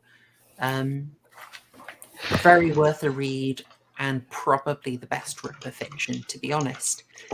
So try and get your hands on the graphic novel. You know, it's not super quick, but you can get through it in a couple of afternoons, and it is fantastic on its own. It'll be a good point of comparison. So From Hell, the last one in our arc. And the other thing to do is, oh God, that chat's getting filthy. Terrible. Keep this family friendly, guys. Oh no. Oh, you're talking about the whipping. Oh, Very hot. Family friendly. The only thing that gets whipped on this channel is cream. he got whipped on the beach, guys. Blimey. Disavow. The other thing to do is remember that we are, after From Hell, we are going to be doing an audience choice. So get the suggestions in. I've had, I've had Burnt Offerings recommended, and I've had Larry Cohen's The Stuff recommended. I've not seen either of those. I'm quite interested, but this is your chance to get the recommendations in, either in a comment on this video or comment on Twitter with me, and then they will get voted on next week. And no one vote for that. I'm not putting that in. That looks terrible. Disgraceful. Sensible choices only, people. Oh, classy. Very classy. Nice. Or get Horrorshow to 1,000 subscribers so she can get a community tab, and then she could drop polls on her YouTube channel. Yes. Seriously, we are super close. Share videos with your friends. Get them to subscribe. We try and do good analysis of horror, and we share the love. Oh, and the final thing I'm going to recommend here is on Friday, I'm going to be doing a emergency stream for Halloween Kills. I'm going to open with a spoiler-free section, and then if you are okay being spoiled, we'll go into that afterwards, all right? So that's all from me. I will thank my co-hosts and guests, and one by one, if there's anything you'd like to shill. Tash, if there's anything you'd like to say, if you don't have anything to shill, then that's absolutely fine. But I've just shilled you and Crime Guy on YouTube because I'm a good girl. You're better at shilling my channel than I am. I know, I don't even shill my own, to be fair. No, not really. I've got nothing really to shill, to be honest. I mean, I do upload videos on my YouTube, but that's purely of my animals, so yeah. You have amazing animals. Gutted Haryan. I because of your sort of like skittishness around horror, I would really like you back. I go like we'll talk about something. If I can find the right film, you know, so that like you're not having a horrible time, then I'd. I have watched some horrors though. I have watched like The Hills of Eyes and stuff like that. You've watched The Hills of Eyes? I know, and Silent Hill. Damn. And Drag Me to Hell. Oh, yeah. I know. I bet we can show you some good stuff. All right, lovely. Haryan, anything you'd like to chill, sir? Time to make videos this week has not come about easily. So still from last week, that hour-long video I did on the Roger Hallam from Extinction Rebellion. If you haven't seen that, I do recommend it. The man is mental. Should be on Regional Variations tomorrow night. And hopefully I can do Laughing at the Guardian this weekend, but I'm having real trouble getting guests. I know I've got Rose of Dawn, but that's it. And I've asked about 10 people, and they're all like, nah, busy. So I'm like, oh no. So, yeah, there'll be updates on that. Hopefully it'll be going on, but if I can't get the guests, I'll just have to postpone it or something. I don't know. See what happens. I've usually have them sorted by now, so we'll see. And he won't have me on there, so I might have to. You might have to be on. rude.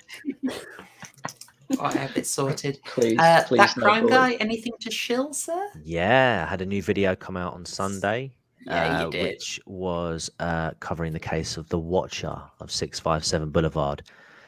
Definitely go check that one out. And before that, if you didn't, because obviously I wasn't here to shill last week, there is an age-restricted, demonetized video on my channel. It's too hot for YouTube. It's McCamey Manor, Haunted House, or something more. Or Haunted Tour or something more. I should get the names of my videos right when I'm promoting them. But either way, it was too hot for Susan. So Oh no! what is there in the way of come on. Fez, the best I can do for you is Sleepy Hallows, and there is something. What about Red Dead Undead Nightmare? Oh gosh, I don't know. I can't think of much in the way of horse horror. I can only give Sleepy Hollow as a film that featured lots of horses. Witchfinder General had lots of horses too, and luckily nothing bad happened to them.